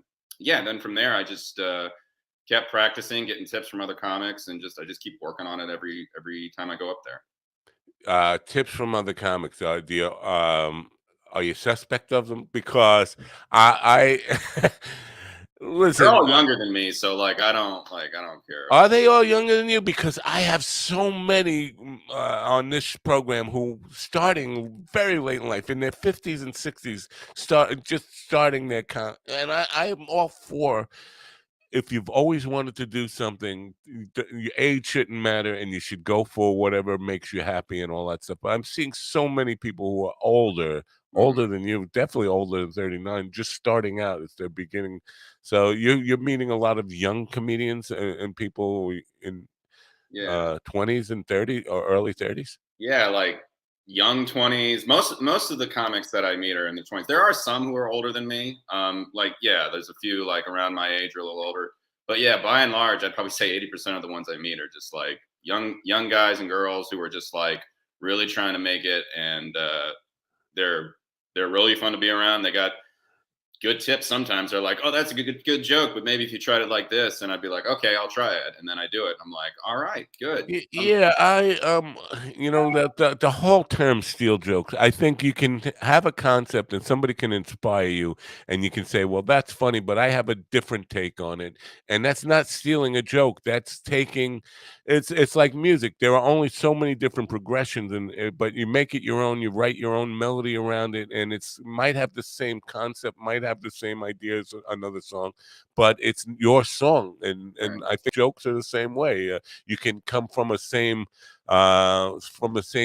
perspective or same point of view, but as long as you're making the joke your own and it's not identical, then it is your own song. And I don't think it's theft. I think that word is probably overused a lot. Yeah, someone once told me it was like every joke has been done on a level, and as long as you're telling it from based on your experience and your perspective, you're not stealing anything. You're telling a joke because it's like, hey, this applied to me, and I was like, yeah, hey, okay, cool. Yeah, yeah. Jackie Martling, who is a frequent guest on this program, says that all the time, and he basically he's of the philosophy that every joke has been written. It's just a variation of the same joke, no matter what it is. Even if it's storytelling stuff, Yeah, people are incorporating the same setup, same punchlines in just different, you know, interpretations of it, I guess. yeah, Um, I find though that comedians, because when you brought up tips, I said, "That's do you trust them?" I find comedians to be very backstabbing, even though they're camaraderie in green rooms and they all seem to get along and make each other laugh. The competitiveness and the backbiting and the cattiness of it is far worse than I would have ever imagined years ago before I started really investigating and getting into green rooms yeah. and getting to know comedians well. Do you agree with me or disagree with me on that in any way? Based on my experience, everyone's just been pretty awesome. Like everyone's just having fun. Most of the time, people are getting drunk, so they're like, "This is done. This is over here."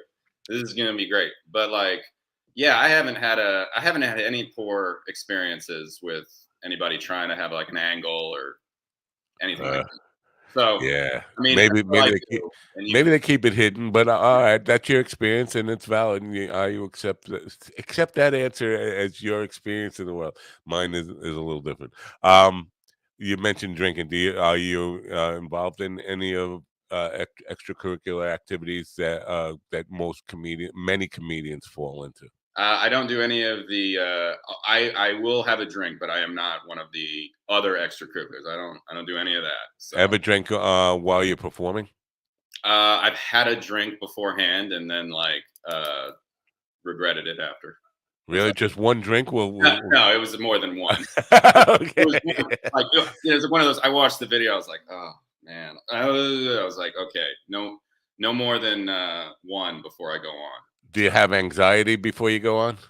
Oh, every time, but that's I usually, like I said, stream of consciousness, and I kind of like black out and say everything, and then get off. I'm like, okay, now I'm good. Now I'm good. That's interesting because the one that sticks in my mind, the most recent video I saw, you did bring up a notepad and throw it on the stool, but I never saw you reference it. It's just like because when you're saying stream of consciousness, is that just like a crutch for you, just you knowing it's there in case you need to look down at it or something? Yeah, it is actually there because I actually did have a really like bad experience once where I just blanked. I was like, "What was?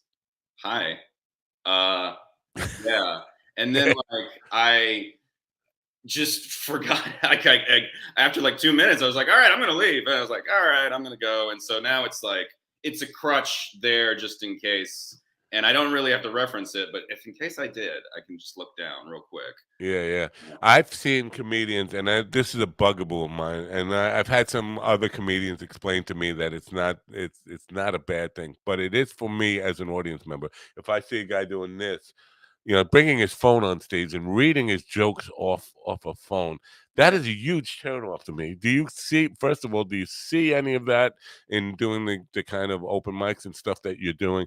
And if you do, what's your take on it? I see it all the time. At open mics, it's like more of an attitude of like, oh, this is stuff you're working on. You thought about this, you thought about that joke like 2 minutes before you came on stage. But yeah, I have seen a lot of the whole that, and Oh, then that's so blah blah, and I'm like, that's a little weird, but you know, if that's what they got to do, I mean, that's up to them.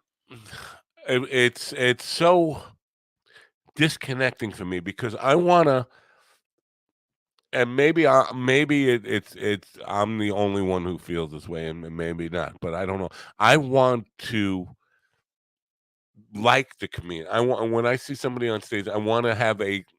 I don't want to be his best friend. I'm not going to stalk him, but I want to be able to connect with them on some level, saying I like this guy, and he's funny because even if you can have a different opinion, like if you want to talk about issues or stuff that I might disagree with you on, I want to be able to laugh, even though we come from a different political persuasion or any of that kind of stuff. You're making jokes, and I want to be able to maintain that this is just a joke and it's his. But I can't do that if I don't first establish a connection of liking this guy. He's a regular guy. He's like me. I know this person. He's a good Right. guy. And so when you're doing that, Hmm. you kill the personal connection. And I feel like you don't even know I'm not even important to you. You're not. I'm in the audience. I'm here to support you or be appreciate your art, and you don't even care if I'm here or not. That's how I feel when I see Yeah, people no, doing I that. get that. And sometimes you seem unprepared a little bit, like what are you even doing up there, kind of a thing. But I don't see that a lot at shows or anything that I've done, but I see it at open mics a lot, just because I just figure that's the joke they're working on. Like that was the new one that they thought of 5 minutes ago, kind of a thing. But Right. yeah, no, I totally get what you're saying though. So when you talk about writing, coming from stream of consciousness when you're on stage, obviously you do some preparation and thought, and you had something written on that legal pad or the paper that you had there. When you're developing material, what's your do you have a like a disciplined process, or are you just like, oh, I got a funny idea, write that down type of? I literally keep a piece of paper at work and even like notepads around the house, and I'll just be like, "Oh, that's funny, yeah," and I'll write it down, and then I'll work on it maybe later that night, and when I go to open mics or the shows, that's when it's like, okay, now I'm gonna try this, and that's kind of my process. It's like I think of a lot of funny stuff during the day, and you forget it, like, oh, what did I just say? Oh, that was fun. What did I say? I don't know what I said. And then, so I'm just constantly like writing notes down and stuff and things like that. Such And a then, bummer, man. With the older you get, the more frequently those memory lapses are gonna come. all the time, I'm like, I am old, man. Like my mind is going and my back is going. So I have to figure out how to fix those. I had a song that I wanted to share with one of our listeners here last night, because yesterday on Twitter I saw she did some karaoke, and I was like, "Wow, she's got a really good voice. I'd love to get together with her and do some music sometime." And then I thought of another song I saw on karaoke, somebody doing on the web yesterday, and I wanted to share it with her. And immediately thought, wow, I got to share this with Kat. And then this morning, I can't, for the life of me, I can't remember even not what the genre of the song was, who did it, what, and I can't even look it up in my history. It's gone. Yeah. I'm like that with people's names. I'm like, hey, hi, nice to meet you. And then I'm like, wait, what was her name? Wait, what? Yeah. And I'm like, I don't write it down, write it down. So Yeah, there's a whole Harry Lorraine used to teach a course on that, on how to remember people's names. I'm really bad with that, and it happens all the time on gigs, especially when you get to a gig. I'm the kind of guy who I am so um tunnel vision focused on getting my gear set up, and that's the time when people want to come up and introduce themselves to you and say hi. And so I'm trying to be gracious and shake their hand and remember all the social skills that I was supposed to learn. But then when it comes to, okay, I gotta get my stuff set up, and then I'm like, wait a minute, what was the name? what happened? Yeah, I don't know. Yeah. And at that point, it becomes awkward to have to ask them the name because they just told you their name. So you don't want to say like, I wasn't listening. Right. And that's when you're like wanting to bring someone close and be like, you're thinking, oh God, introduce themselves to you so that I can hear your name and remember it. Right. Yeah. So. I saw a guy who's going to be on the show last night, and he I don't know if this is something he normally does, but on the top of his Facebook page, the first video that he has is, last night I did a shitload of mushrooms before going on stage. And then he opens up, he starts with saying, I got to confess right now, people, I'm tripping my balls off. But then he did a set that was remarkably well structured and cohesive and very funny. And I was like, wow. I don't know how, talk about alcohol. One drink, I don't drink on gigs because I know I could lose it completely. But to be like hallucinating and still be able to be professional in any manner is mind-boggling. So obviously, you say you don't partake in those kind of things, but No. you have to see comedians who are doing it a lot. It's a very prominent thing in the Oh yeah, you can tell when they've done edibles. You're like, okay, here it is. It's kicking in right now. I see it. So What about Coke guys? Do you see guys who talk really fast in their sets and run through and then never really pause or wait for the laughs or any of that kind of stuff? I've seen one guy specific. I remember one time, and I was like, he just reminded me of like the, Chris Farley, the guy down by the river, and he's like, "Wah, wah, wah," and I'm like, dude, what is wrong with this guy? Does this look straight to you? Does this look straight to you? Well, it's like, what are you talking about, man? And then he was like roasting people in the crowd, but then not even like, and just moving on. And I was just like, dude, and some of my friends had come to that one. They're like, who is that guy? I was like, I've never met him. Yeah. Have you had any experience with heckling yet? Oh yeah. Yeah. I'm not good. I kind of freeze up. I'm like, cause it's still new. And I'm like, oh yeah, I've had some things in my back pocket and then I forget in the moment that I have that in my back pocket, so. Yeah, I don't think I would be good at it. I don't think I would be able to handle it. I think I'd be very much frozen with it. I hate getting into competition with trying to be funny, and no matter what it is. So even when I'm interviewing comedians, I've learned to don't try to be funny at all. Let them be funny. Don't even attempt, because if I even say something that is remotely sensed as being me trying to upstage them, they're gonna bury me and so deep. And so I kind of learned that. But this whole idea of trying to be in a roast, because you brought up roast, and this is what I'm thinking of. I don't understand that mentality, and I'm wondering if that makes people better comedians or not, because a lot of it, you have to have a meanness in your spirit, right? Yeah, I think it's more like it. You don't necessarily have to have a meanness. You're talking about the heckler or having to Uh, respond to it. But well, I think we're having to respond to it, or having the heckler himself. Yeah, I the think the heckler, I heckler's think there's some meanness to it because I told this one joke about how I'm balding yeah. and some woman in the crowd, because I'm divorced, she was like um, something about, okay, yeah, I said the joke, and he's like, and your hair, and I was like, I get it, yeah, it's like running away, I get it. It's like, oh, like your wife did, and I'm like, Wow. okay, I'm gonna just keep not responding. And I was just like, but I think when you're like on stage, like over time, it actually helps you think on your feet. If you can respond and not in a mean way, it's just like a quippy thing. It probably makes you a better comedian long term. Right. It's not This is not something you could probably do at your level, but Norm Macdonald did something with that that blew me away. There was a heckler in the crowd, and this is when Norm Macdonald was at the top of his game, Hmm. sell out in a big theater, and this heckler just wanted to be an asshole to him, Yeah. and he started being trying to kill the guy with kindness. And the audience was saying, no, they were booing the heckler, and he was saying, no, wait a minute, I want to talk to this guy. And he's basically, why are you so angry at me? And having this conversation with the guy and breaking the guy down to the point where he ended up taking the guy to dinner and having drinks afterwards, and Yeah. Yeah. Yeah. yeah, The guy's like, I got to have drinks with Norm Macdonald after being a jerk to him. Like, oh my right. gosh. Yeah. Yeah, but that would be really difficult at like the open mic level, or even a feature level, or act Yeah. level. That's not something I think you can get away with, or because the audience is not going to support you at that point. They might against you and start supporting the heckler. Yeah. Yeah, I have not gotten to that point with hecklers, but haven't had to deal with it a lot, but occasionally. So maybe over time I'll get better. Yeah. Um.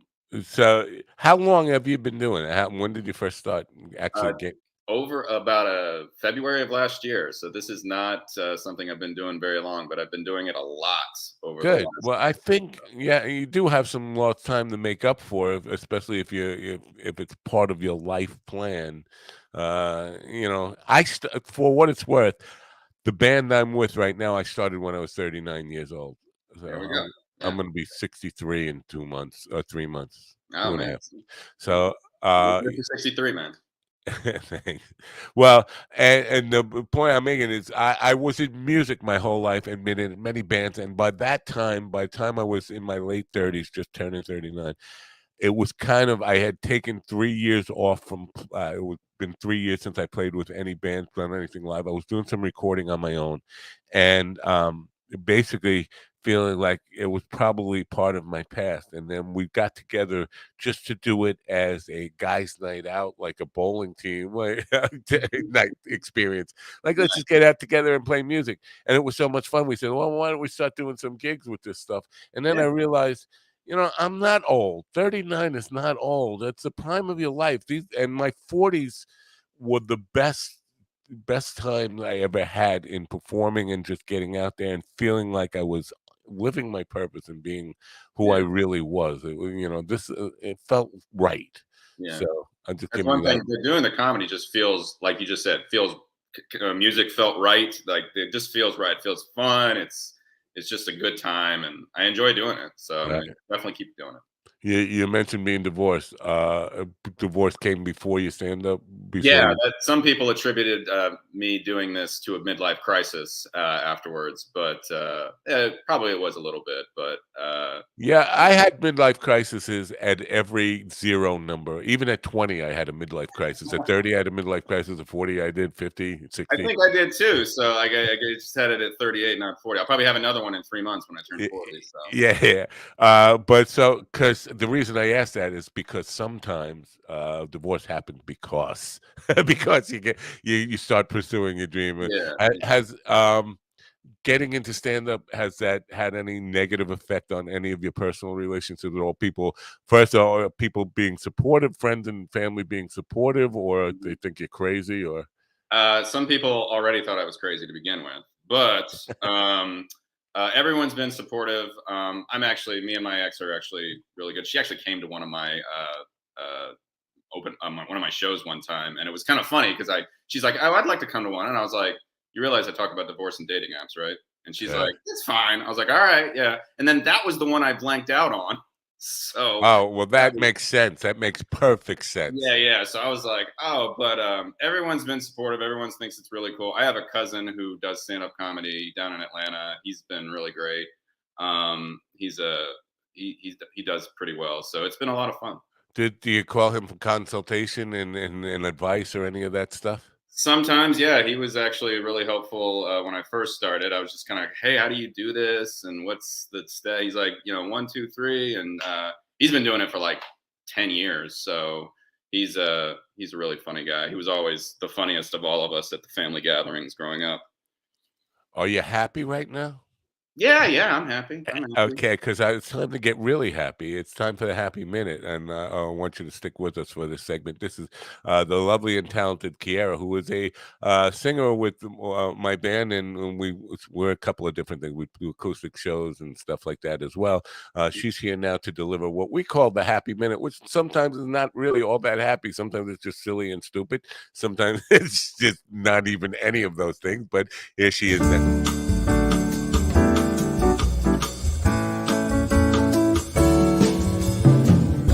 Time for the happy minute. And she's probably in the wrong place. There she goes. There she goes. Kiera, meet John. John, meet Hi, Kiera. John.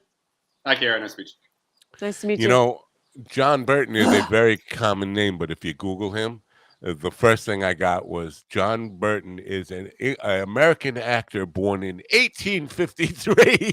And I was like, Wow. I don't think that's my guy. Yeah, He's a time traveler. yeah. I He mean, was a film star you look good. in the silent era and a comedian Ah. born in 1853. So I'm just imagining what it actually meant to be a comedian in 1853, Yeah, but he was Right. also in Virginia. Obviously that was the Virginia at that time, 1850s, was kind of a cultural hub in America. It was a place, that's where Lincoln went to the theater and got shot just 12 years Mm. later. So I mean, that's where that was the Hollywood of the days. I was just curious what being a comedian might have looked like in 1853 Virginia. Very weird. But his film, well, obviously he was just born in 1853, so he came to age just after Lincoln was shot, kind yeah. of. Wow. Imagine being a comedian in that time. Reconstruction comedian, Yeah. Reconstruction era comedian. Yeah, I'm gonna go play a theater in Virginia Right. in 1870. That's got to be a tough. Tough crowd. Yeah. Anyway, just thought that was an interesting fact. So, how are you now? You've been gone for an hour. We kind of missed you. Oh, I Yeah. took a shower. Oh, thank you. Yeah. I read some interesting articles in the About bathroom. oh. and that's about it. Didn't make my tea yet. I have a new tea. It's a mushroom tea. Did I talk to you about this tea? Mushroom tea. So it's like got psychedelics in it, and you're like tripping. No, no, No. can't trip around the kids. Right? No, it would be a bad trip. Yeah. No, Mushroom it's tea. like because I quit coffee. I love coffee. I love the smell of coffee. I just get the jitters. So I try this mushroom thing that's supposed to taste like coffee and stimulate you like coffee does without the jitters. Well, let me And, tell you, I here we go. I have to say that Koa Coffee has managed to engineer the coffee bean and take the jitters, even though it gives you this nice morning buzz that gives you energy and stuff. It's completely jitter free, and it's the best coffee in the world. Is this their claim or your claim? I just made I that will up. try them. I Okay. just completely made that up. Yeah. But I don't have any jitters. Look, my hands. Well, it's not that steady, is it? Can't see the hands. But yeah, that's why I didn't put it up there because well, Mhm. look, Mm. cold coffee doesn't make you jittery. Yeah. No, actually, it's calming while energizing. It's the best coffee in the world. You don't have to take my word for it. Try it. You can go there right now, and the link is in the description. And you can. I'm sorry, am I making this a commercial? Really is important to me that people try cold coffee and find out that I'm not lying. It is the best coffee in the world. Anyway, I will try it. Yeah. It's my next mission. what I'll try After it I finish this batch of mushroom coffee. John be a funny- Panorama was talking about, I guess my 1870s Virginia. That would be a funny premise if he could come dressed in garb from the 1870s and did all retro jokes. That would be tricky. That would be tricky. But try it and see how much I get heckled at that point. Hey, anybody free their slaves yet? Oh, No. So oh no, Right. that would not go over well. that would be, no, I am not. I will add a bullet to the head there. Lincoln's not feeling well today, right? Yeah. What do you got for us? Happy news. Your purpose here is to lighten the mood, to take me out of my very bad joke about slavery that I just made. My purpose today. All right. This news article is about a man who did what everyone wants to do. Drink coffee. Stop it. Stop it. Oh. This is from UPI, and this is about a man who opens the emergency door and walks on the wing of a plane after the United flight lands in Chicago. All right, check this out. This is what I was going to do when my child was screaming and we had to wait to park in the plane and we didn't get out for an hour. Authorities say they arrested a passenger at O'Hare International Airport in Chicago on Thursday after he opened the emergency exit on a flight that just landed, walked onto the wing, and slid to the ground. This guy's a badass. Chicago police say the man was on the United Airlines flight, blah, blah, blah. Sorry, I didn't mean to say blah, blah, blah. Officials say the airliner was taxiing the gate. Wait, hold on. Oh, we're still moving. Hold on. Wait. Yeah, was taxiing to the gate just before dawn when the man left his seat and opened the plane's emergency doors. Oh, That's I thought it was insane. parked. That's Man, insane. I had to go to the bathroom. Oh, yeah. Wow, I didn't know that. Wow. He's still, I think he's still in jail. Wow. That's insane. I could see stopping. Now, I this is curious to me because I always know that it's going to happen, but I can't deal with my own mindset with this. When the plane stops, right, my instinct is to want to get up and get out. Yeah. And you stop and you just sit there for a while and you're like, I hate it. Yeah. And then I'm trying to remain calm and deal with my anxiety, and the guy in front of me wants to get up and start taking the stuff out of the overhead, and that fuels my anxiety. I know that's coming, but I can't stifle it within myself. Then you have to get up. Then you have to get your bags, and everybody's getting their bags for what? Yeah. And no matter how much you tell yourself, just remain calm. Let everybody just orderly get off the plane. The guy who's sitting to the right, if you're on an aisle seat, you're conscious that person wants to get out, and this guy is already standing next to you, and it's like, this is where my claustrophobia starts to kick in. Now I'm going to go insane. And why can't we just get off this freaking plane? I want to get off the plane. Yep. I'm like the same way. And then you're like sitting, and the guy like stands next to you, and you're like, okay. And you're trying to sit, you're like, okay, no. He's like, no, the bag's here. The bag's here. You know? Yep. I was sandwiched in between 20 minutes before you land, the stewardesses should come around with Valium. Valium? Yes. Valium? Yes. I was sandwiched in between two overweight men. I was in the middle with my 8-month-old baby. Yeah, you and Mikey on a plane with my child crying the entire time. All I wanted to do was get off. Then we had a delay in parking. We couldn't go where we needed to go. We were in the plane on the ground for like an hour. It felt like an hour. was an hour. Yeah. That It was just and the longer it goes on, the ridiculous. more. But if I had a baby with me, and I have Let had us babies out. with me on the plane, and I'm always conscious that everybody on this plane wants to kill me. well. Because the Oh, baby's well. crying. Babies cry. We were all babies one time. When I get evil looks from people, I swear it just brings out the mama bear in me. Yeah. Help me then. You know what the All right. best is? When I hate to do this, but governors, we have to say goodbye to you bye, right now. Governors governors. Comedy Club's